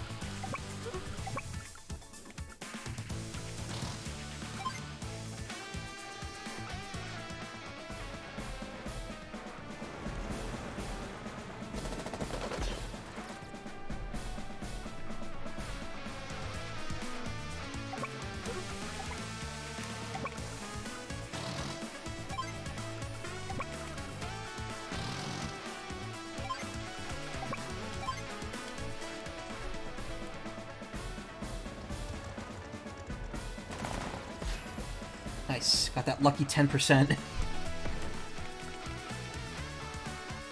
I mean, I could move this, but I probably should. I don't think anything's going to roll in close enough for this thing to hit anymore.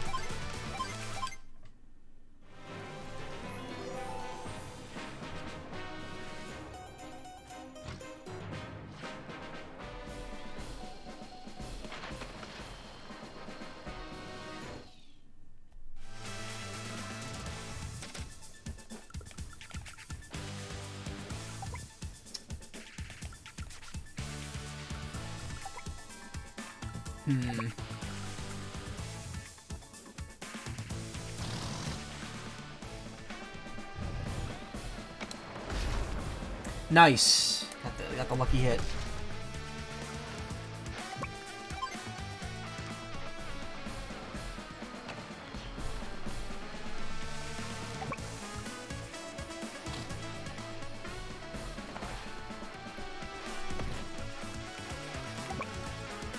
Alright, I'm going to move the APC over here.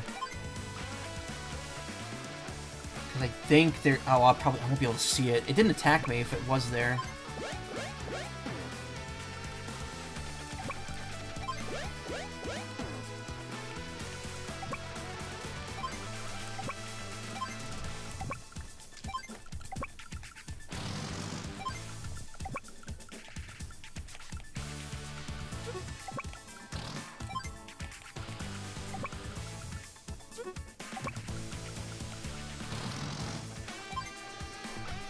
Artillery. I think there's something in the shoal, though. Lost it! We must not let this enemy overwhelm us! Yeah, there's something there. Oh no, there's missiles. How's the game so far? It's pretty good. I mean, it's pretty much the same as the original, just looks modern. Crud. See, what sucks is that even though I know something's there, I can't attack it now.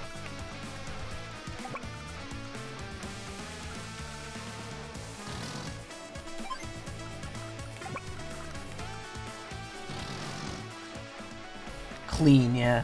It is very clean. That's exactly how I would word this. There we go. No longer a threat.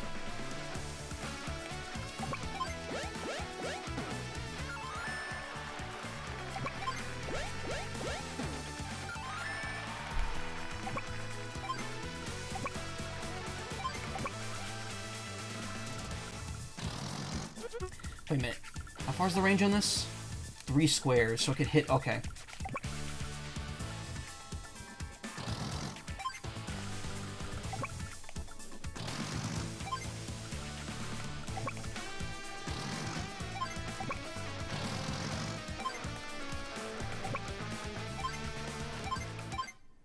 Squares a day.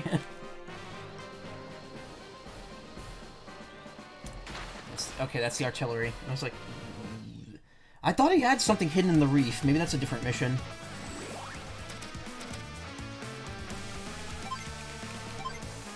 Lucky me!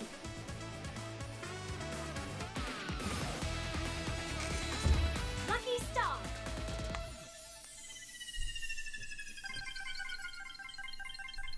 Oh god, they're hurting us. They're killing us.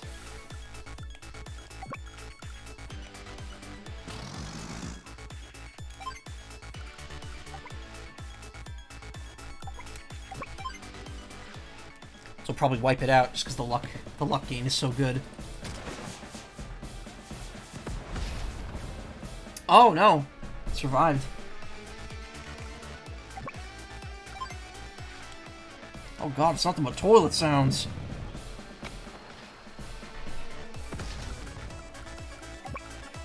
Okay, there's nothing else to capture here.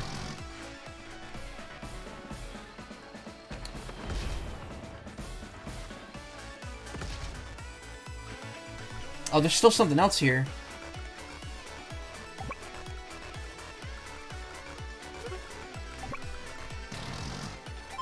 I knew it! There's a lander. That was it. Never mind. Battleship in Mission 2, yeah. That makes sense.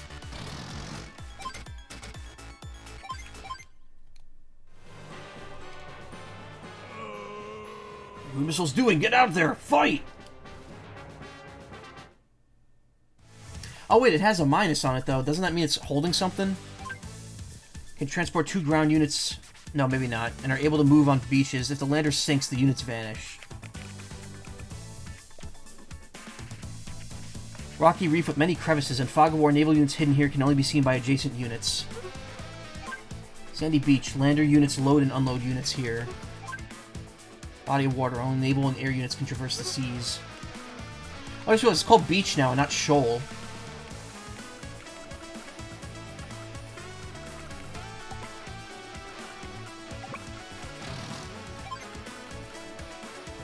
Ah, shit.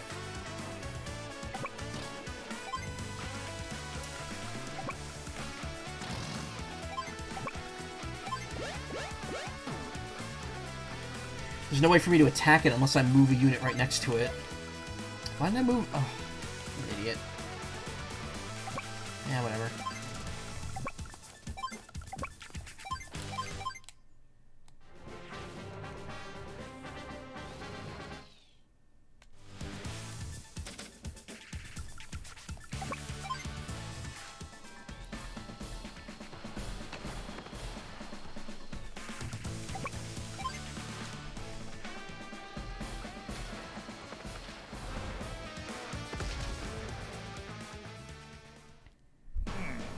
So they're taking back some of their Orange Star territory. I'll concede this day, but the real battle is yet to come. Well done. Incredible job. Incredible job. We've finally driven Olaf out of the Alara region. That said, there's still a great deal of work to do. You've come a long way in a short time. I have a feeling that you're ready to handle your own missions from now on. Helps I had such a great teacher, and I actually listened to what you said for once. I remain in ready contact, so reach out to me anytime you need assistance. Guess I'm still learning, huh? We're all still learning, Andy. You're still young, but your abilities are already top-notch. Although you could exercise a bit more patience sometimes. Good luck. I'll be rooting for you. I have high hopes for you. Show me what you've got.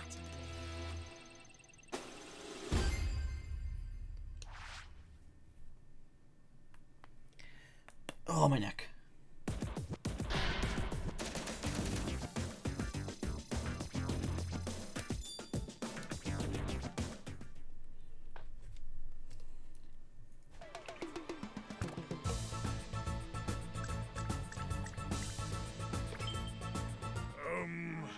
What, the Orange Star Force is here so soon? I just realized, though, I guess it'll be easier overall to get money to buy everything in this game because a lot of Advance Wars 1 and 2's unlockables were shared between them, but you still have to, like, rebuy them in Advance Wars 2. So if you only have to buy them once and you're playing through the game, you're playing through 2 campaigns, you're probably going to have a lot of extra money compared to the original. But wait, something's not right here. Nell wouldn't leave Orange Star's capital city unguarded. Which means a new commanding officer? Excellent. I've lost a few battles lately, but no more. An Orange Star army without Nell is no match for me. It's time to teach this raw recruit what war's all about. I'll say Olaf seems a lot less incompetent in this version. At the beginning of Advance Wars 1, he's seen... They portray him as very much like bumbling and not the smartest person. He's definitely a bit, they definitely portray him a bit straighter in this game. It's war. Olaf has assembled his army to take the heart of the Orange Star. This time Andy takes command all by himself.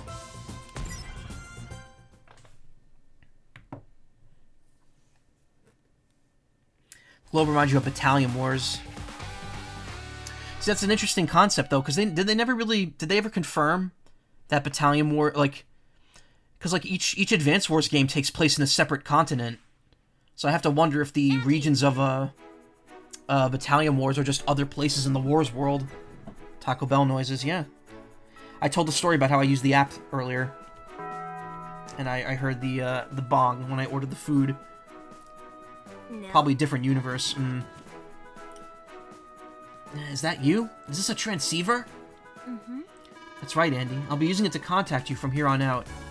Since this is your first solo mission, I wanted to make myself available in case you need any advice. Don't worry about me, Nell. This mission's going to be a piece of cake. Good luck. Oh, Andy, you're nothing if not enthusiastic. Good luck.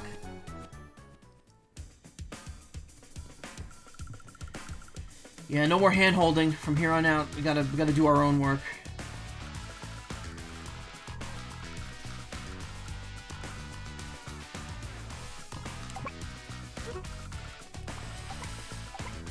Okay, that missile doesn't have very good coverage right now. We could probably roll in and,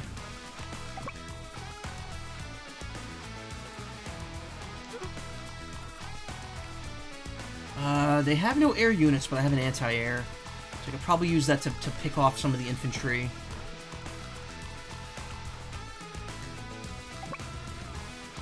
I do have an APC, but it's at the bottom. I don't want to move that thing into enemy range until I can get that.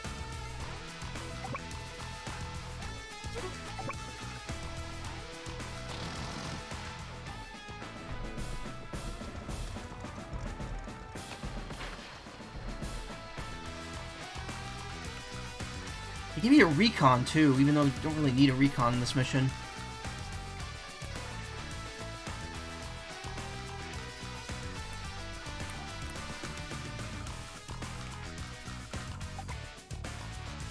That thing can pretty much cover everywhere, but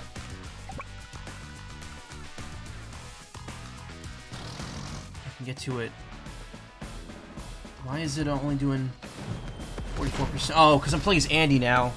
That's right.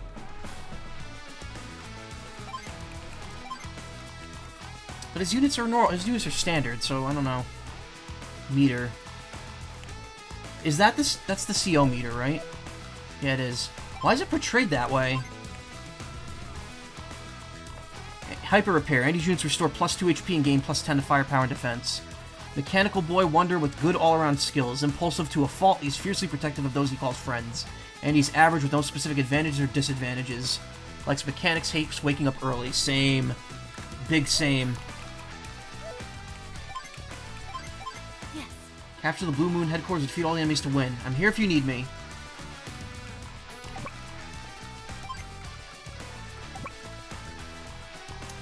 That ain't gonna do a lot.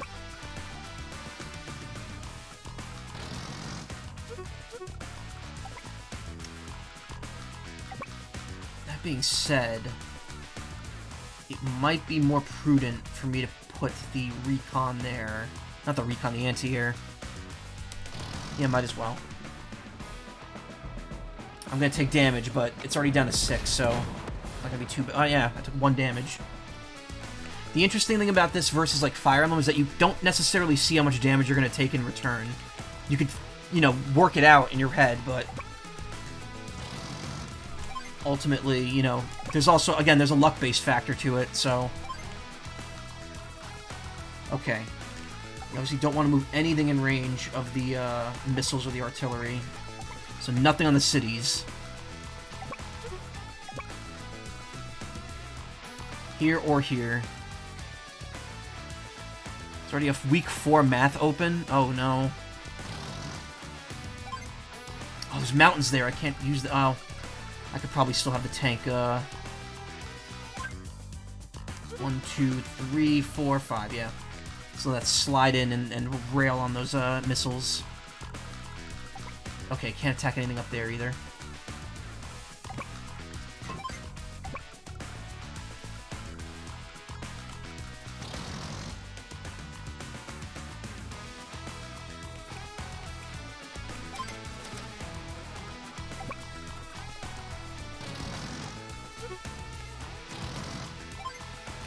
Just makes you want to rip. Yeah.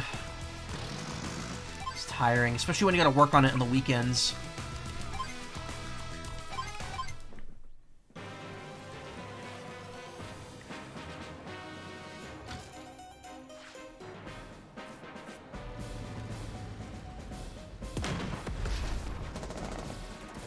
Bro, why are they letting you cook?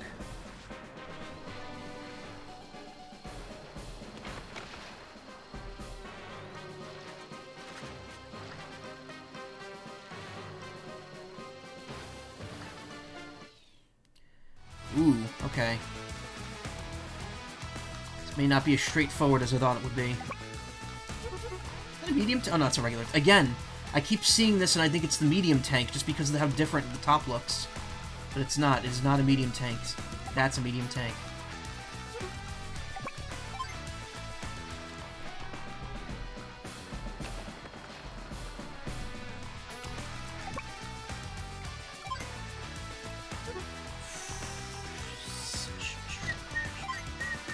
Yeah, let's take that one out.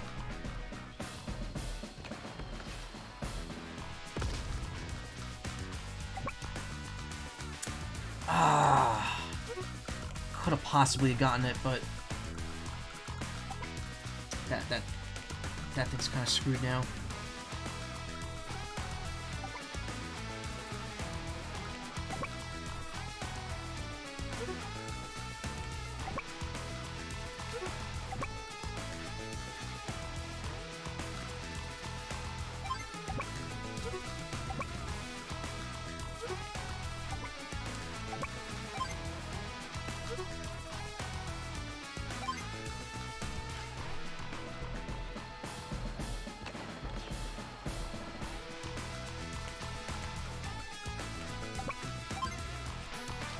Might be enough to take it out. Depends on how much of that bar is left. Oh yeah, it's dead.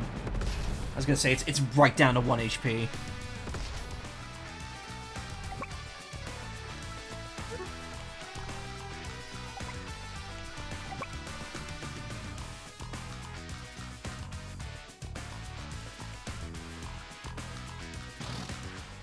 Better to have 2 weakened units than 1 strong one. That really didn't do a ton of damage.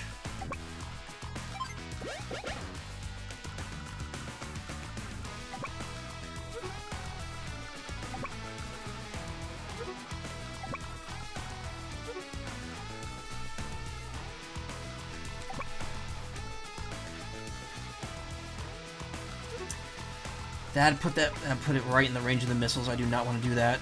If there was a way I could take this thing out, that would help me, but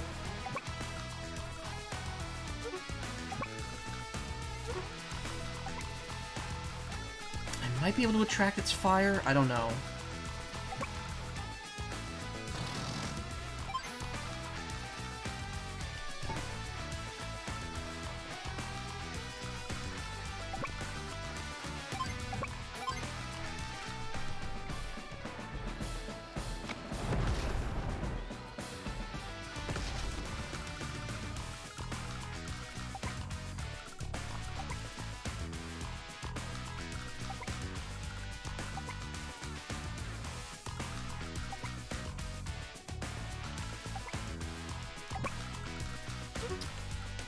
I don't know if I should use this recon for anything. Probably not very good at anything at this point.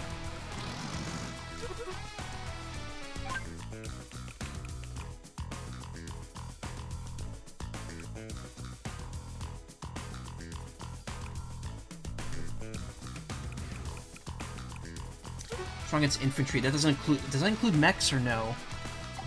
If it doesn't, then there's really, this thing's really just here to kind of take up space.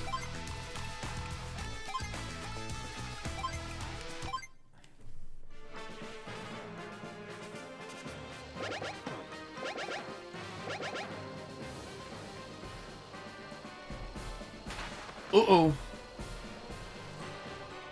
Forgot about that artillery. It's going for the APC, good.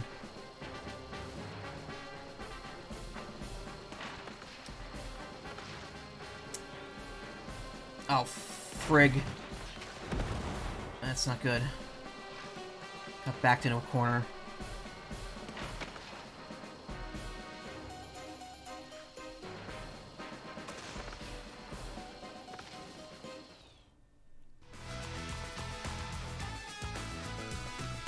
Yeah, I lost too many units there.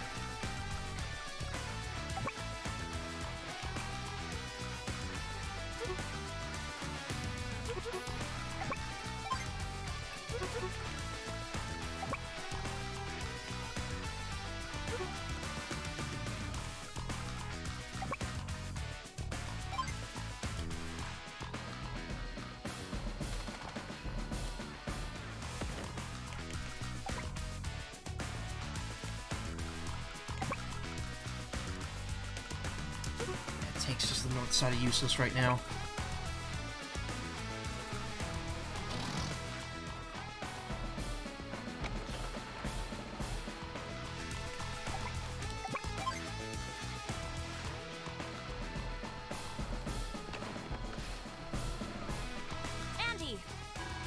CO power meter's full. Remember to use your CO power to heal your units and give them extra attack boost. Timing is everything. Just use it now. I'm all ripped up.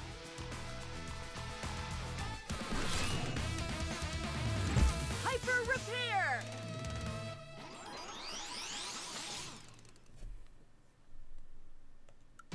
Again, better than nothing.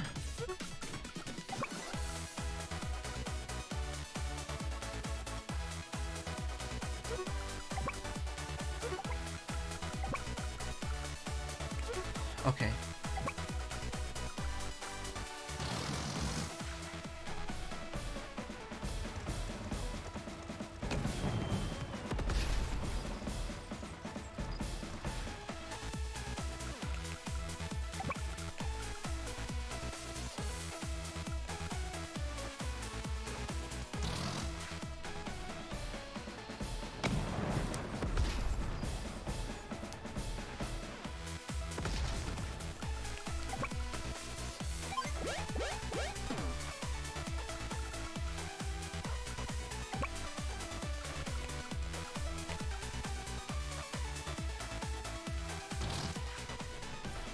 I might get lucky here.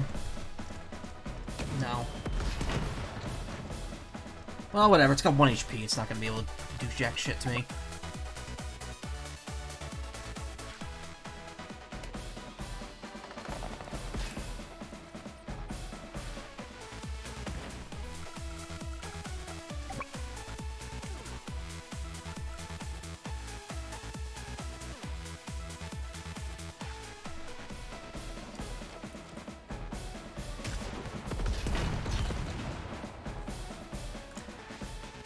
Again, general rule of thumb, the more weak units they have, the better.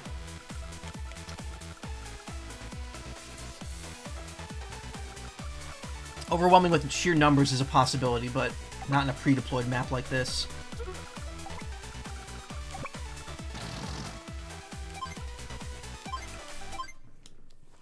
Still not in the best of situations here, though. Now I'll show you what it means to face Blue Moon.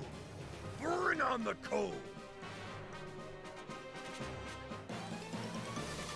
Blizzard.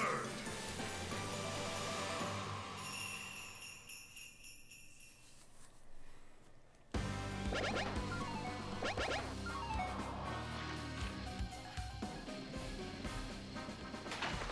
that tick's fucked. This mech is fucked too.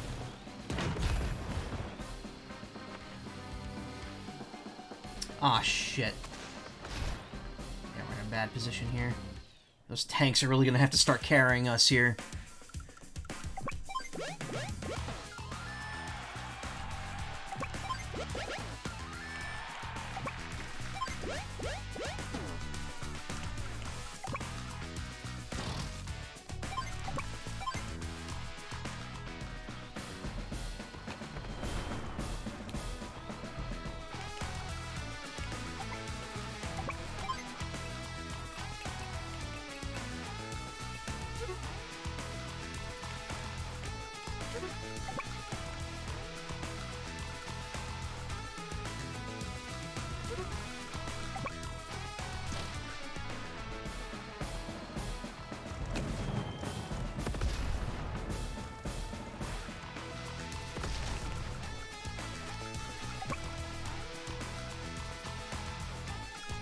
How much ammo do they have left?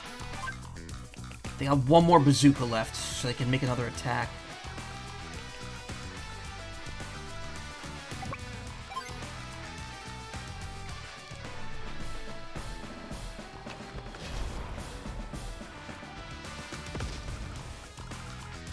Those infantry are going to be useless next to the tank.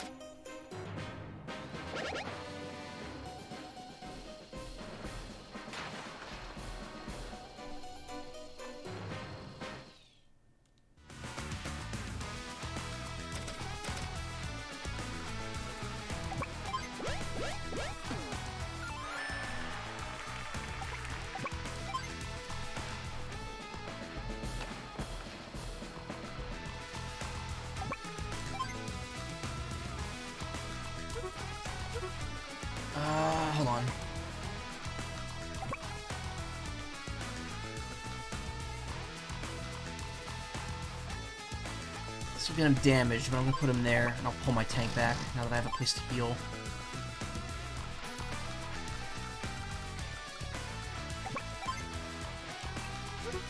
Already won. Oh, it's a mech. That's why.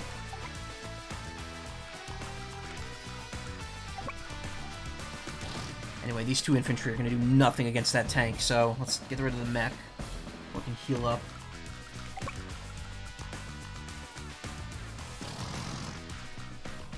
Start tearing this thing apart.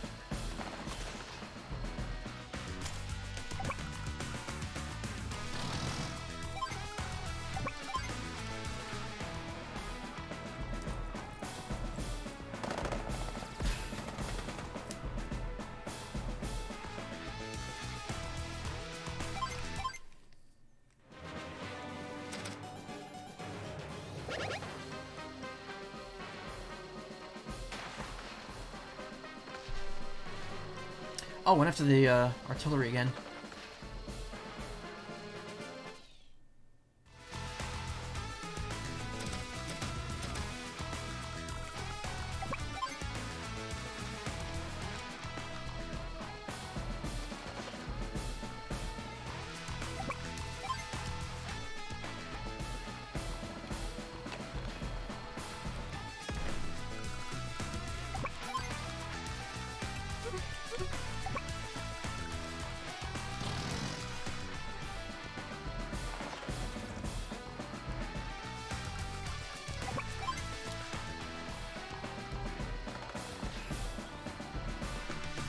Okay. There we go. Now we can take this out. That artillery really messed us up, huh?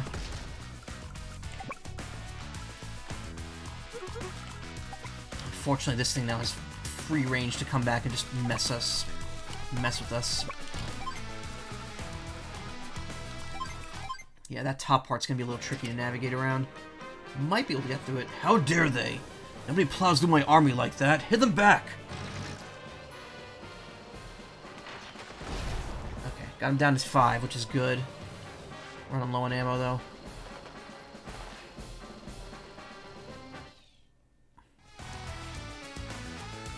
So lone infantry down here is going to be doing a lot of legwork.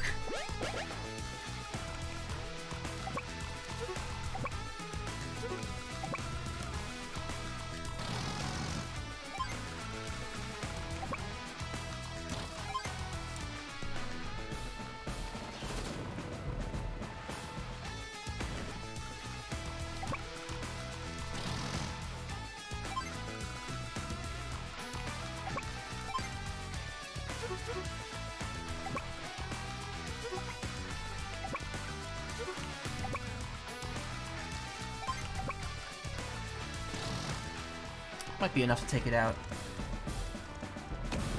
No. I didn't take any counter damage, which is good.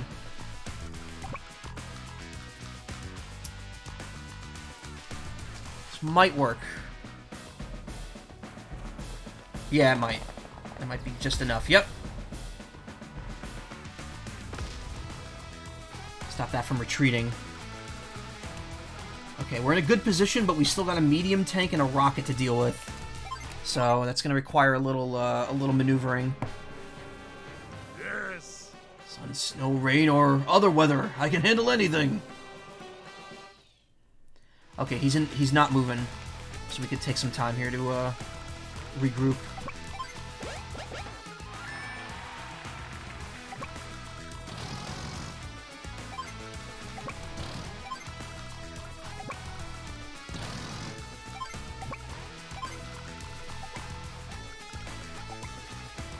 So the rocket's not a threat. It's not going to move. Medium tank, on the other hand, might have to try baiting it out. This tank is going to be annoying. It's going to charge us.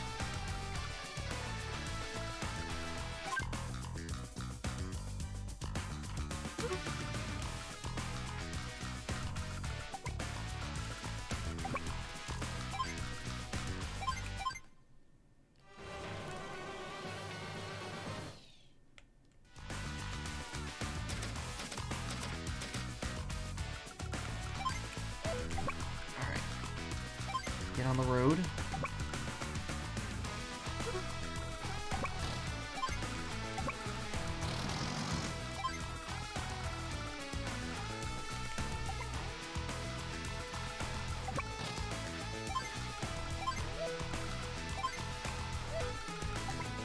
Oh, wait. I'm up in the mountains. I might secure us for a bit here. Bait that tank out.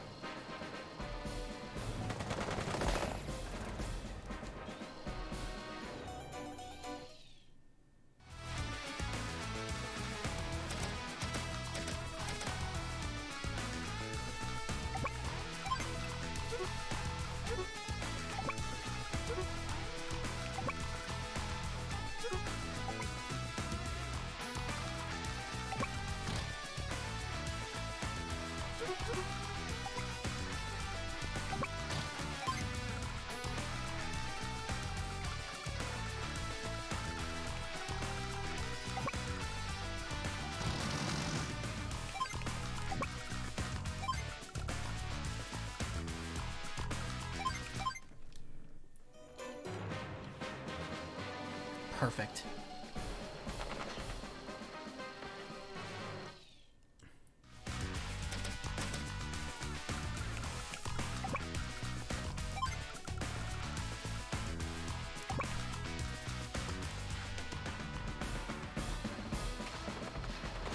Man, these cities at the top really carried us here.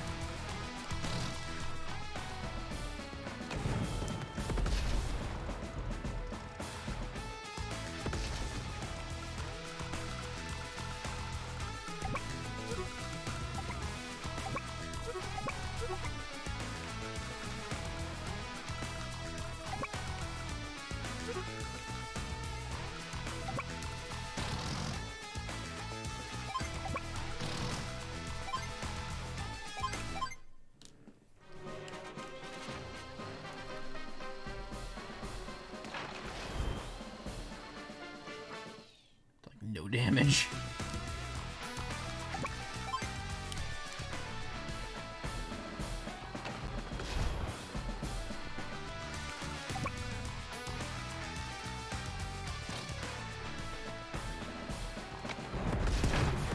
Alright, now we're safe.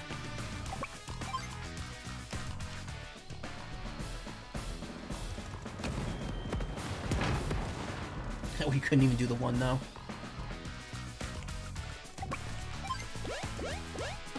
Alright, that just leaves the missiles here. So you can start advancing. Advance Warzone.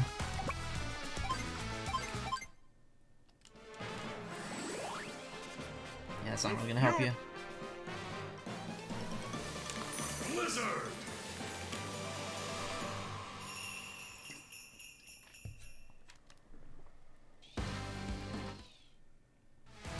Oh, he's pulling back.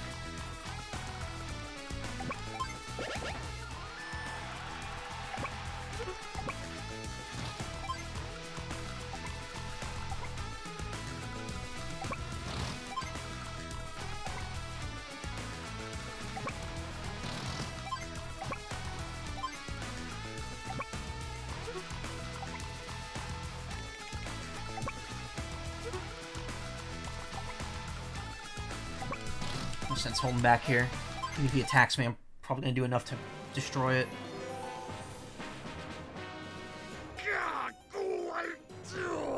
We must not let this enemy overwhelm us! Should make a prequel to Advanced Wars about cavemen with early technology called Primitive Wars. That's just Fire Emblem.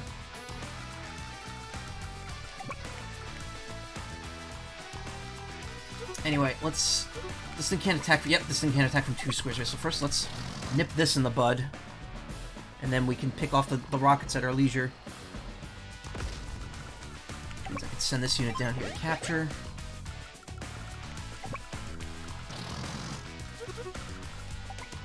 Yeah, 2 squares away.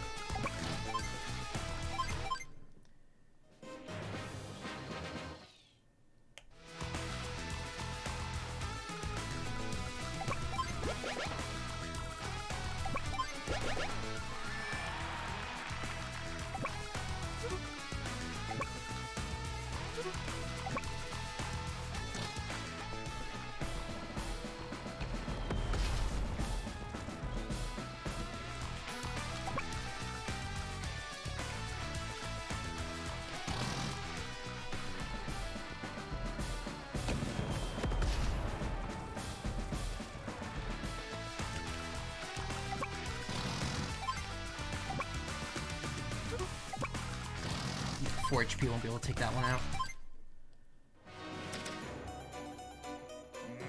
What Whistle's doing? Get out there, fight! Oh, it's the same, like they have the same canned responses if you take too long.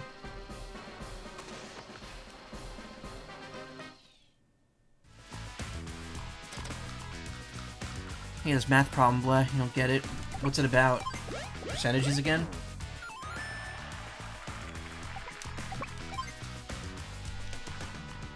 And over.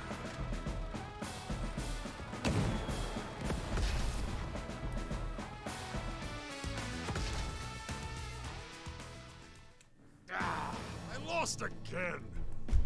Where in the world are you? My name's Andy. I'm a CO in the... You? The Orange Star Army must be desperate to let send such experienced COs into the battlefield. Experienced enough to get the best of you. Be that as it may, it takes a lot to best me. I'll remember you. Mark my words. How can I mark your words? I don't even know your name. My name. I am known throughout the Orange Star Army as... Nell's grandpa? That's right, Nell's... What? No! That's what I get for being nice to children. No respect. You just watch yourself, little boy. So that's Olaf, huh? Olaf. Not amazing.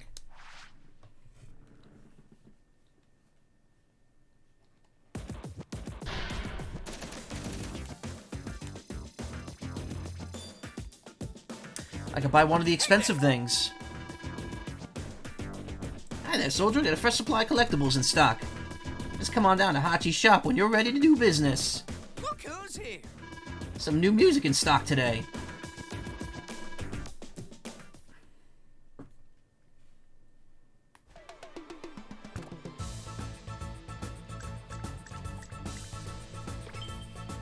Grat! Grat! Where's that lazy good-for-nothing? Easy there.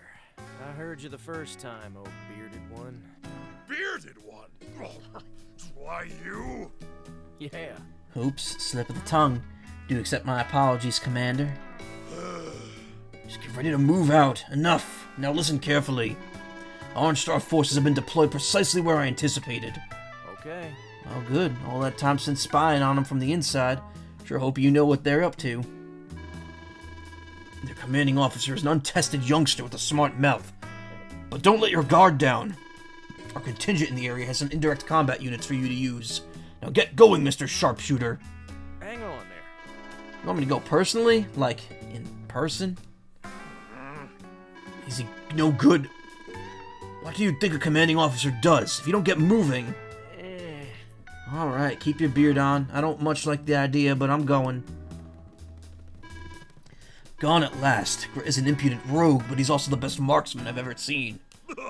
That young Orange Star CO won't know it hit him. Perfect.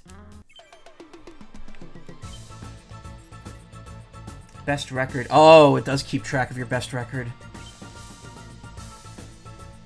Ugh. Completionist nightmare.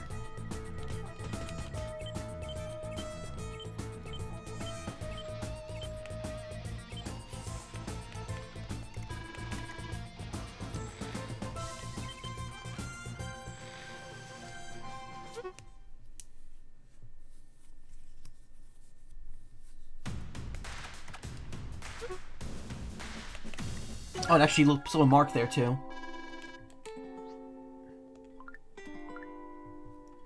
I like when the game mixes cosmetic upgrades with gameplay element upgrades, like when a game uses the same resources to buy both new equipment and abilities and also skins and music. Well, this game doesn't do that, because the points for the shop are all, like, just bonus things. Like, these are just bonus maps to use in certain areas, like multiplayer. COs are important, because it lets you choose different COs and maps, and then you get collectibles here.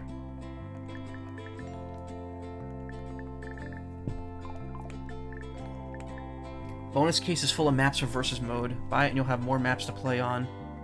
Special case. I could buy one of these if I want, but I kind of don't... Again, I don't really want to because... I don't really care about the maps right now. I'm probably not going to be playing them anytime soon.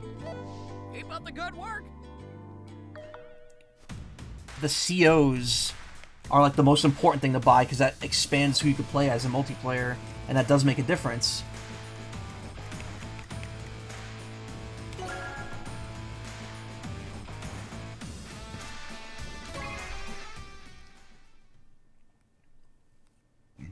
Excuse me. Completion 10%. Gunfighter. See, that's mixing gameplay upgrades with cosmetic upgrades. Well, yeah, more or less, but it's not like it's going to make the campaign any easier. It's solely for multiplayer. New menaces appear to show off his range. Deploy troops carefully to combat his tactics. Combat his tactics. Oh, we got enemy. We're going to start building now.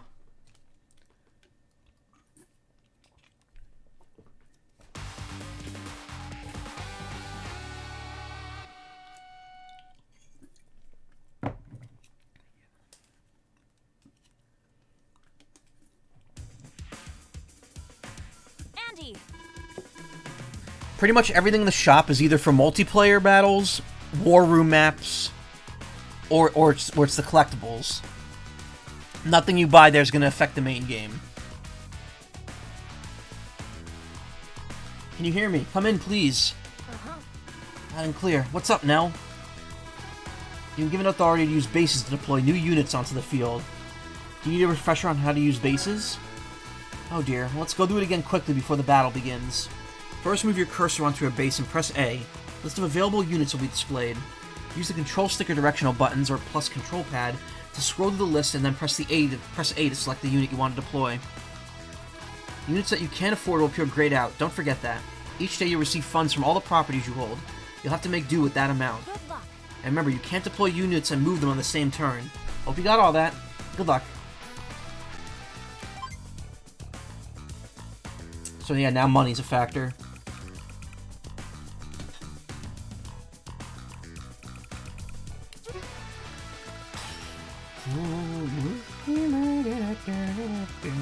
I just realized it starts. Enemy does not have. I like the Blue Moon recon. It has a collapsible roof. Okay, so Olaf has no bases at all, and if he gets mine, he's already up here. So, fuck, we're done anyway.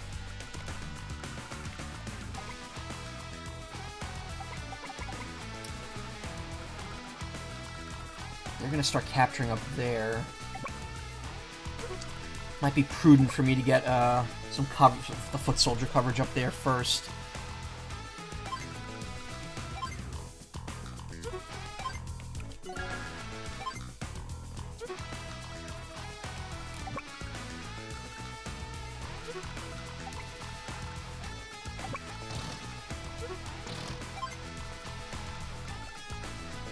There's an opportunity to add dinosaurs to the mix, and you're forced to choose between accuracy and fun.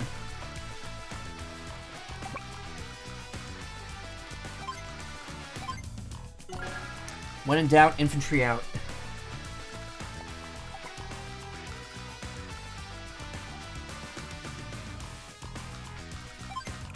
Okay, I think I'm okay with that. Possum spit. This area wasn't even Blue Moons to begin with. Blue Moon is just plain greedy, that's what this is. Fighting for these folks just don't sit well with me.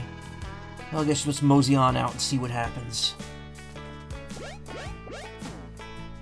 No, my friend, you are not doing that.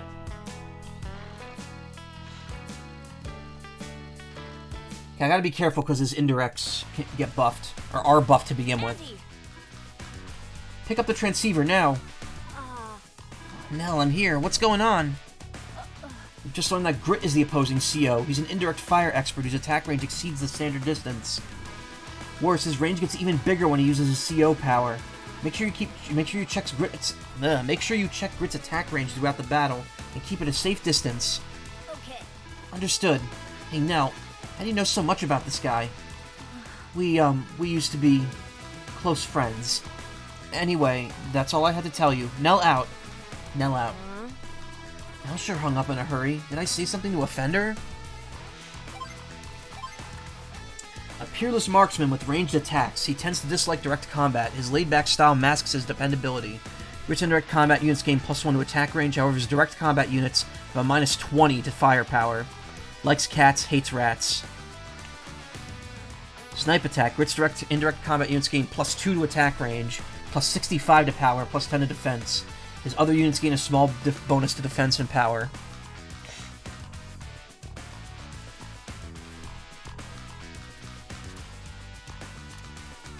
So his, yeah, all of his direct attack units have lower firepower, but all of his indirect attacks have the same firepower, but more range. So really, it's just the missiles you gotta worry about. The missiles and the artillery. Yeah, that stuff. Yeah, the rest of his units are kind of gimped.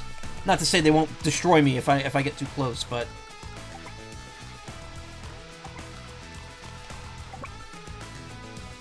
Just check that. Can that missile hit in the woods? No, it can't.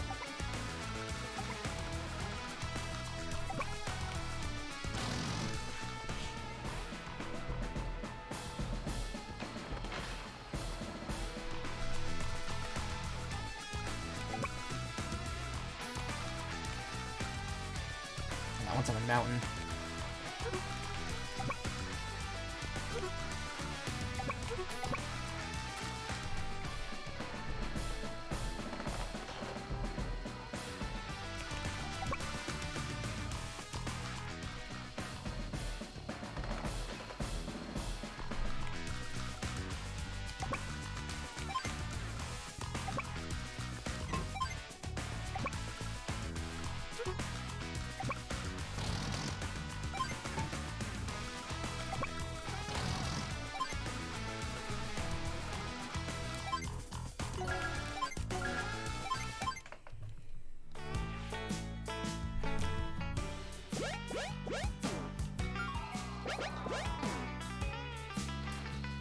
Mech's gonna ruin my day.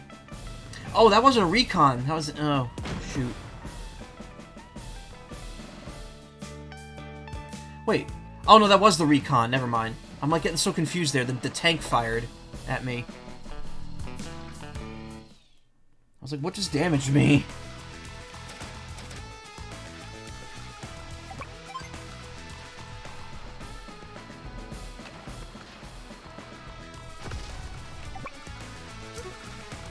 Okay. Okay, okay.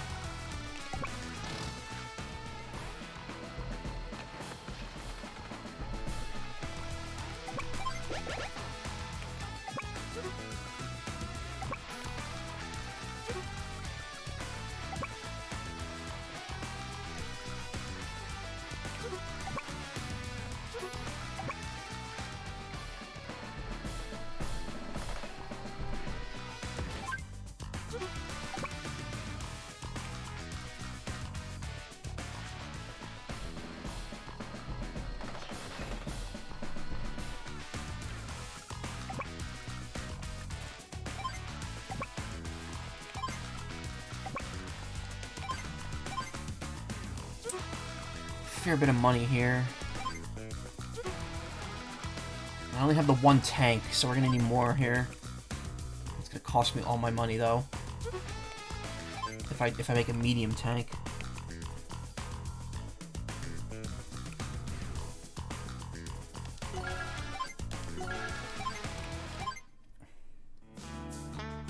I'll make a small tank. Time to bring in the big guns. Here we go. Say, wait a minute, he's not using his CO power, is he? Good. Just hold your ground. Yeah. Keep it together.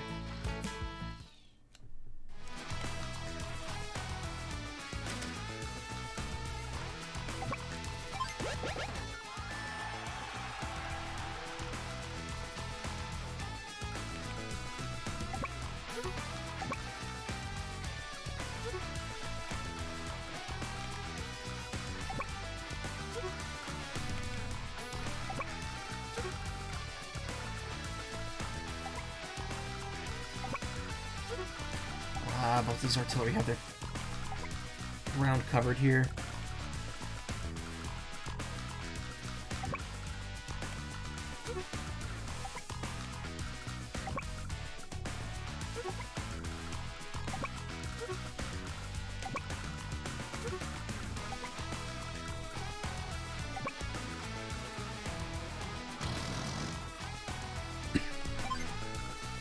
It's something either really smart or really dumb.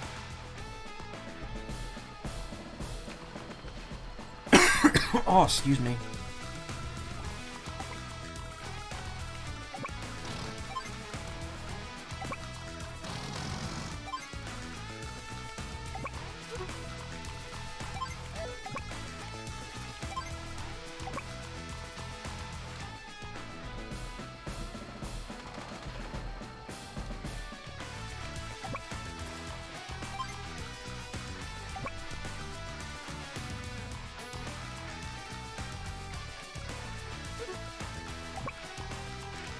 Take him out.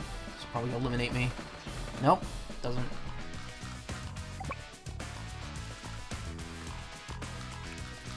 We'll wait there. Make a shield of sorts.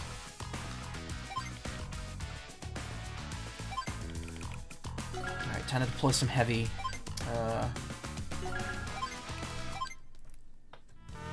Heavy firepower here.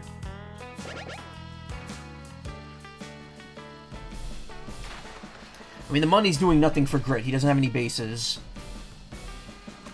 Aw, shit. Did not anticipate that.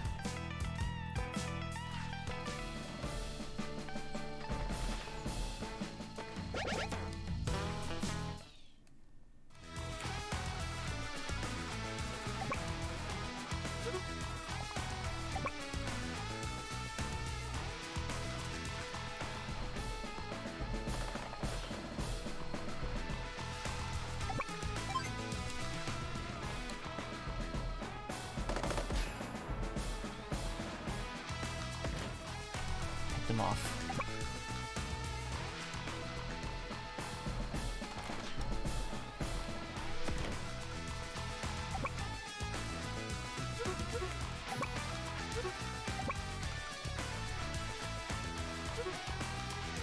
See, now this is smart, because this will get me...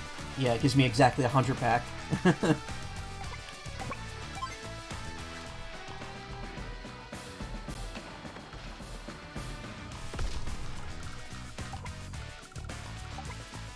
Oh, there's a missile right there. That's what I was falling into.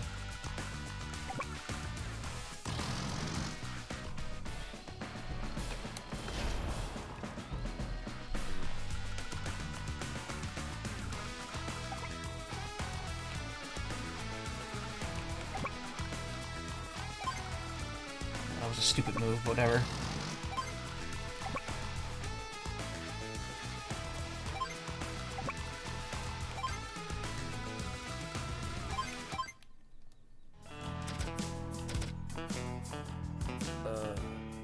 Got the feeling this won't be no Sunday stroll.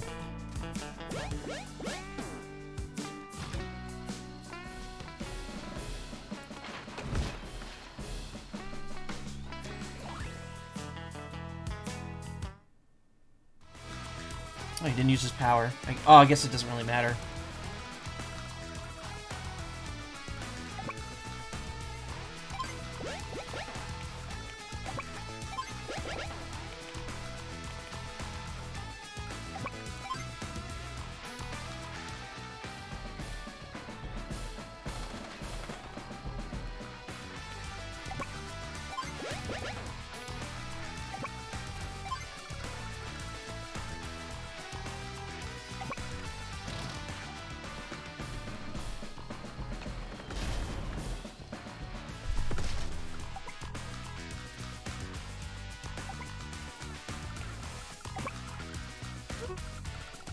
Missile can hit right there, so we want to avoid that spot specifically.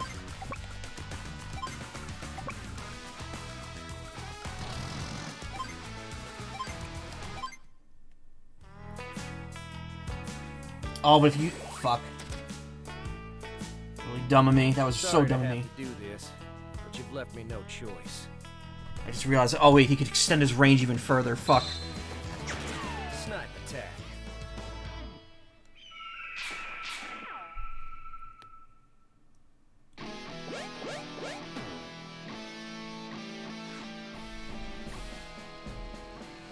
I made a huge mistake.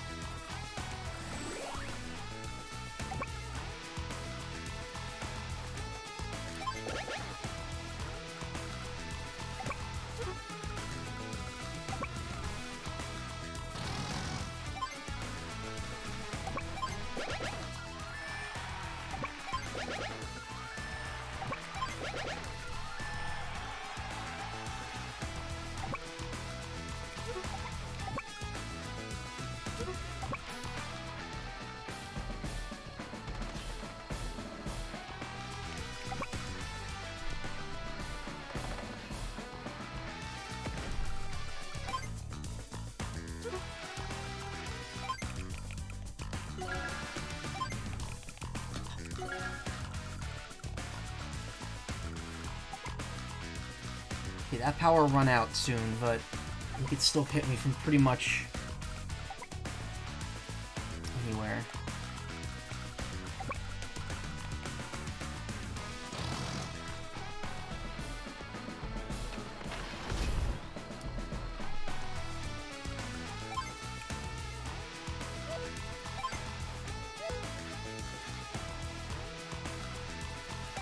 Save it till next turn. Uh-oh. Oh, shoot, there goes that plan. It's gonna be a long battle. Alright. Prioritize capturing units.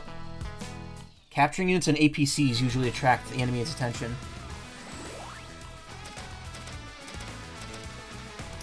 Also, it's worth noting that when you refill they don't tell you this, and this is something you have to know about this game because it's important.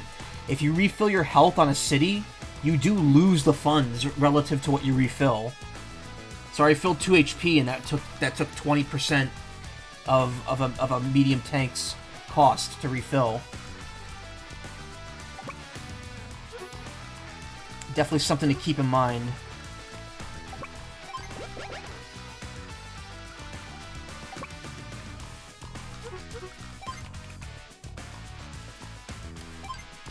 I'm all ripped up. Pikachu! Hyper repair. There you go. Now I can finish capturing that city. No! Let's fire the top option.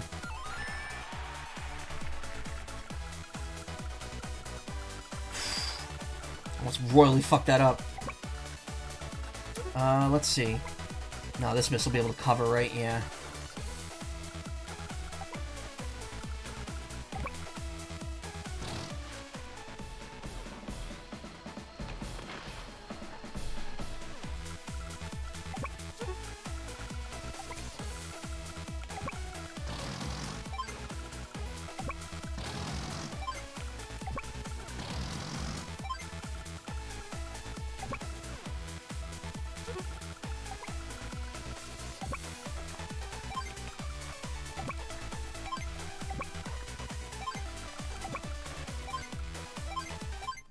Maybe able to bait some units over here to get the mech out. But my mech is all the way over there. That was a stupid idea. Well, at least the tank's there now.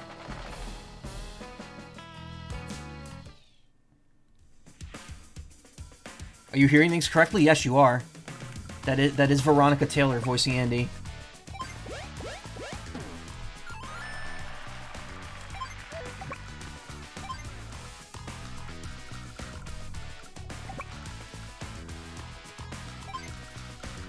Okay, they moved some units around here.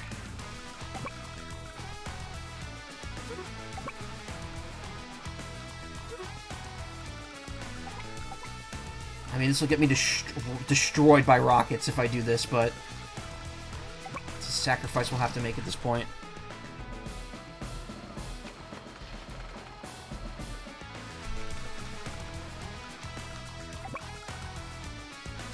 Where's the rocket range right now?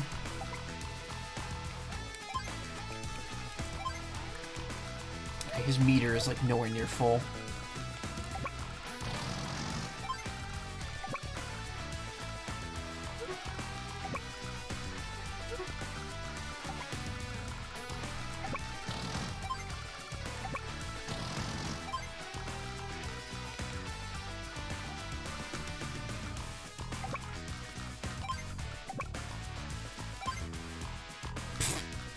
And now we'll be waiting.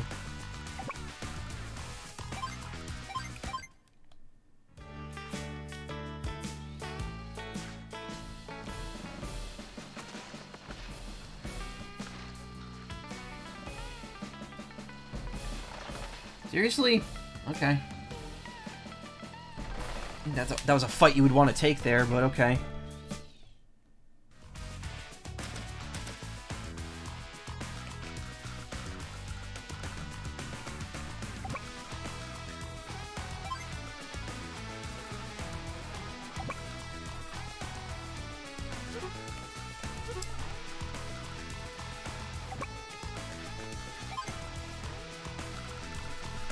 Just stand there.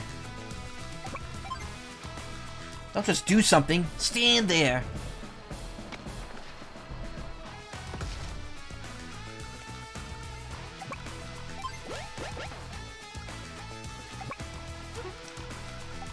So the rockets can't hit there, but that rocket can. Doesn't really matter what I do here. I'm kind of in a bad position.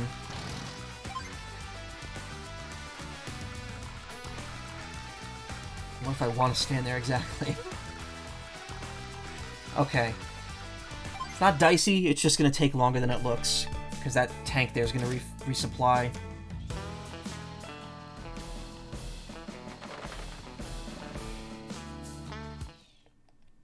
But now this tank up here is screwed because... Again with the mech.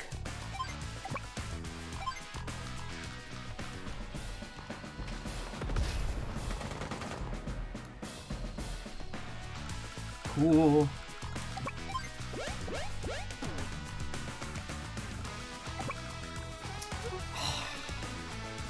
Okay. I'll move this tank down here, and then move this tank right here. I'll be able to slide in and start attack. Oh, there's a medium tank up there. Jesus, I almost missed that. Not that it really matters that much, but... I'm gonna have to worry about that. Those missiles are still kind of a problem.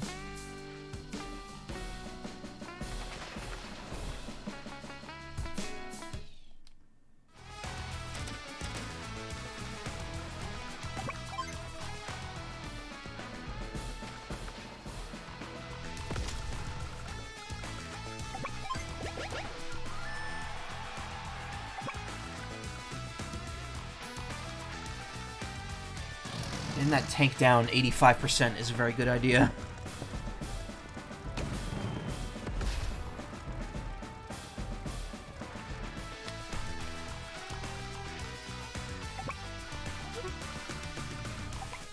There, now even if that one fires at me, it really isn't going to do a ton of damage, so I could pretty much get on the bridge at this point. Wait. Yes, I could get on the bridge. Should be building infantry.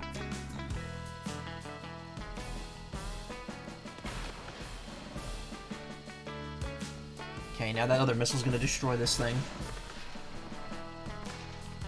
Oh, fuck. Well, whatever. It's medium tank versus medium tank. It's not that bad, and his medium tanks are gimped.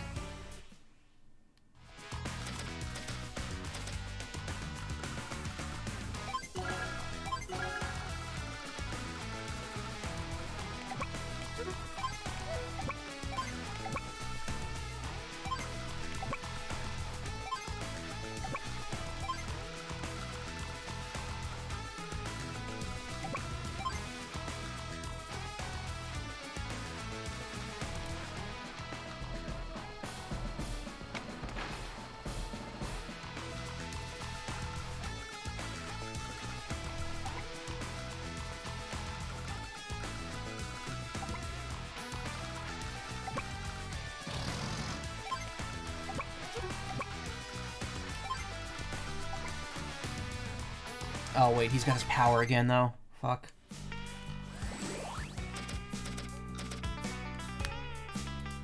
You can't Snipe attack.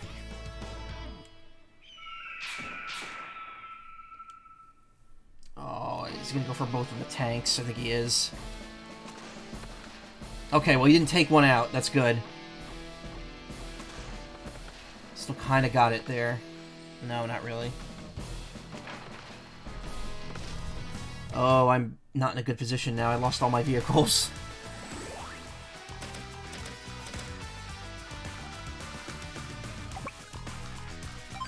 Oh, that screwed me.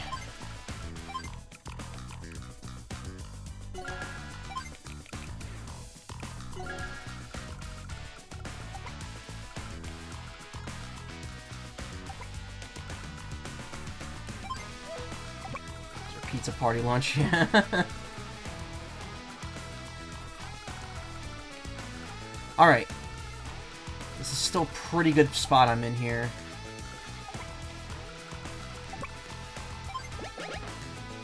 If I start capturing, I should be okay.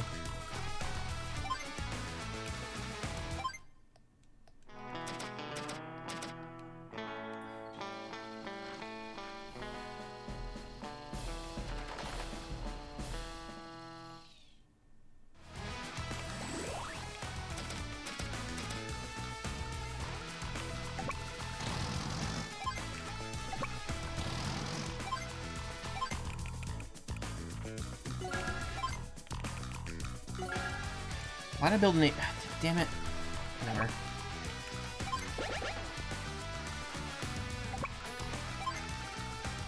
I don't think there's any way I'm getting a mech close enough to do any damage here.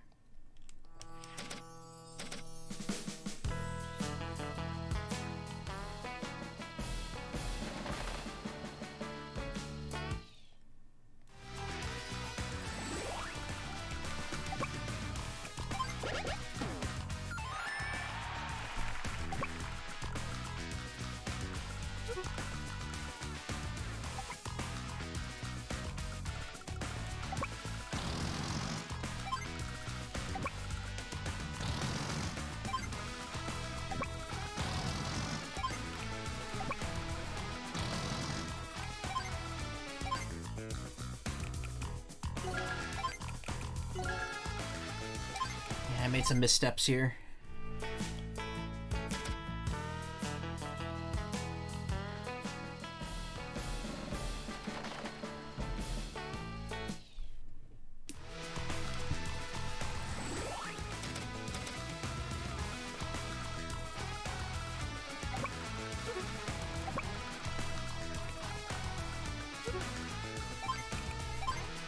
I can fix anything.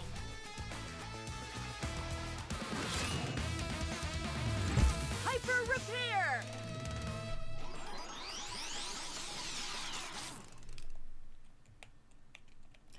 Did that more for the attack boost, which unfortunately isn't a ton.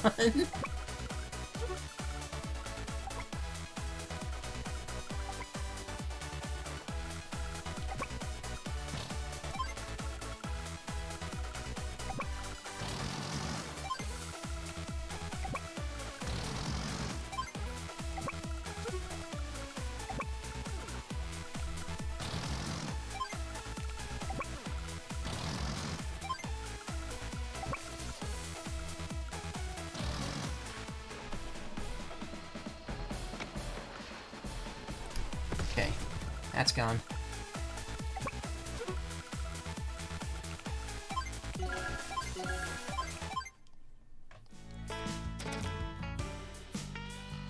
Okay, well the upside is that he's only got 3 units left. The downside is that they're all fully powered, and 2 of them are indirects, which is like the worst thing to have with him. But he's sending in that other tank, so we could take that thing out pretty quickly.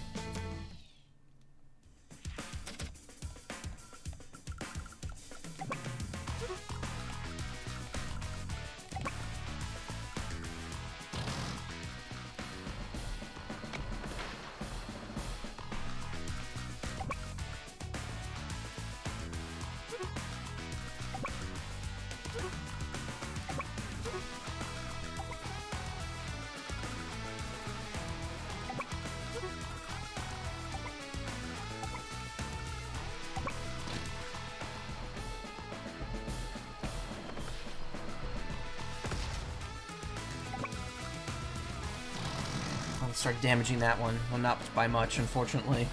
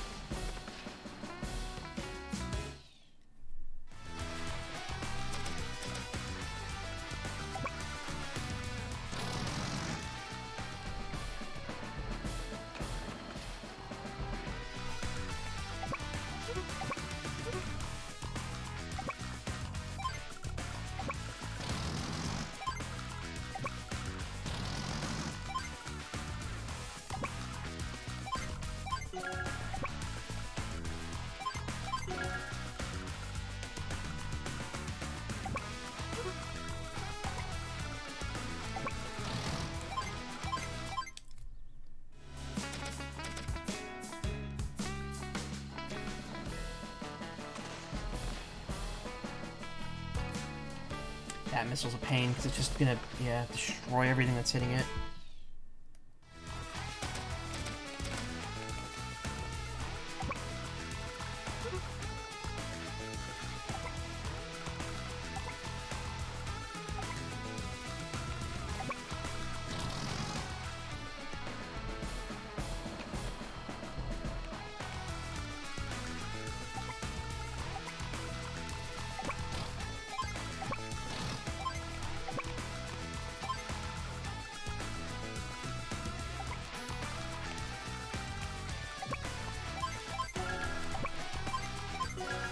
I like how the music kind of like fades out when you're making the unit.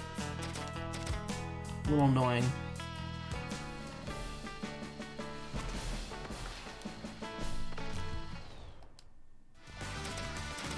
Okay, I can just bum rush.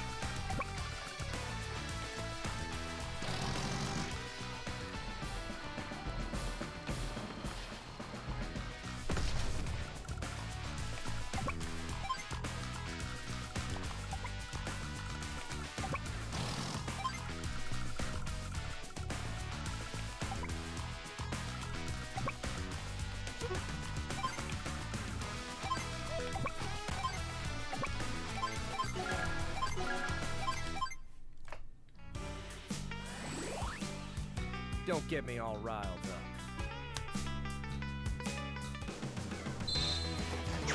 Snipe attack. Yeah, go ahead, you can only attack one unit. Damned if you do, damned if you don't.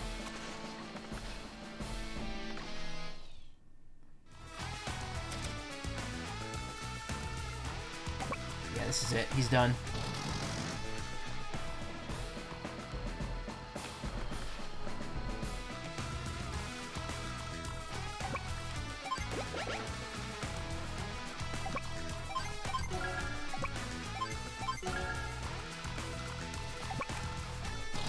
And over.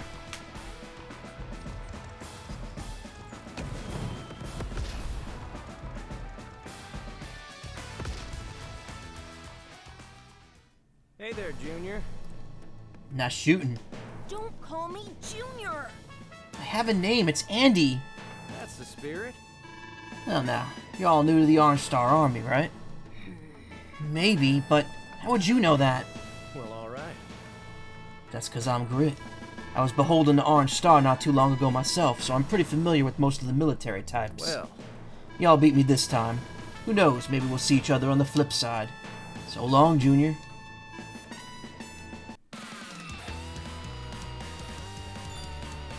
Stop calling me Junior.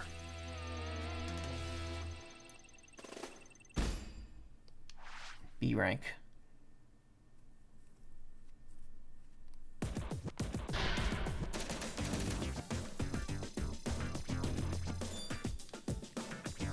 Hey there! First supply collectibles. Nice.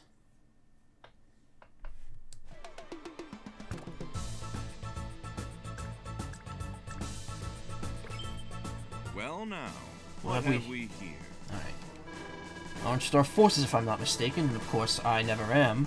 I had heard that the Blue Moon Army ruined them, but How interesting. I think I'll entertain them for a while. I think this is where Vinny stopped today, but he also probably did a shorter stream than I did, so he probably just plowed through this. It is 3. I have to stop because I have to wake up early tomorrow. But I will see what got added to the shop. Maybe I'll buy something now. Yeah, no, I have to... Again, I was going to start earlier. How much you know about the Commander-in-Chief, Blue Moon Olaf? The Blue Moon... Ugh. If you're thinking that he can do all I'll do is make it snow, you're dead wrong. Olaf is a very well-balanced CO with no real weaknesses. He can battle anywhere, and that makes him a dangerous enemy. Well, he's not so good in the rain, I'll give you that much. You should try picking Olaf occasionally. Guarantee he'll show you something. I remember when I used to... Oops! Here I am, getting all sorts of sidetracked again. Let's get down to business. Grit artwork. Good choice. Sold out.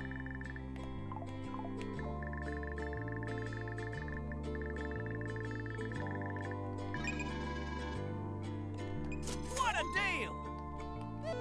Good luck on the battlefield.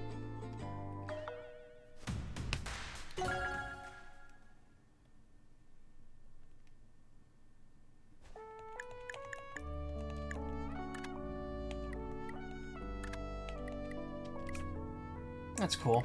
Just a neat little piece of artwork. Here.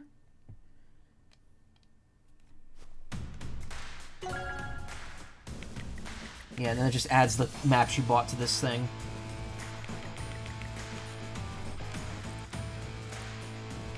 That's cool. Hold X to zoom in.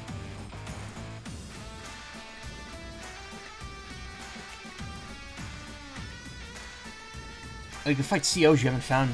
Well, I guess that makes sense. Multiple console.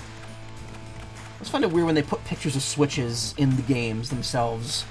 Like stock art of it. Pre-deployed units. These are missile silos. This is stuff that don't show up in Advance Wars 1. 3-player, 4-player, War Room. Okay.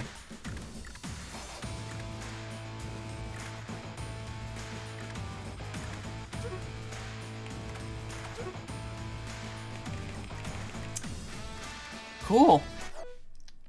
Well, that's Advance Wars 1+2 Reboot Camp.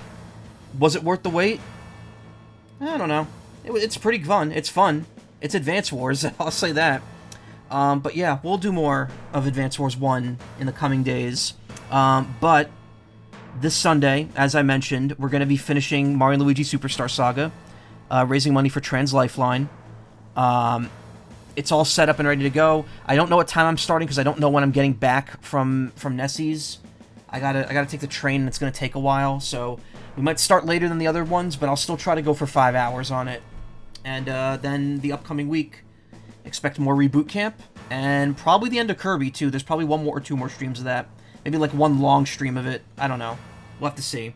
I might split it up into like multi streams. But I think other than that, there's not a ton happening for the next couple weeks. Advance Wars 1 is going to be kind of the focus, because it's probably going to take me a while to get through it. We have 1, 2, 3... no, sorry. 1, 2, and 2 days. So we got about 2.5 weeks until I leave on vacation and then come back and start Tears of the Kingdom. So ultimately, the goal will be to finish Advance Wars 1 and Kirby by that point. And if I have time, maybe I'll throw in another short game. I don't know yet. But yeah, I'll be back Sunday with Mario & Luigi Superstar Saga. We'll have the charity stuff set up. And yeah, we'll have a good time. Thank you so much for coming by. Really enjoyed this. I'm going to keep enjoying it when I keep streaming it. If you want to watch more streams, check out twitch.tv/team/wildabandon. Plenty of people streaming there right now. And other than that, take care and have a great weekend. Goodbye.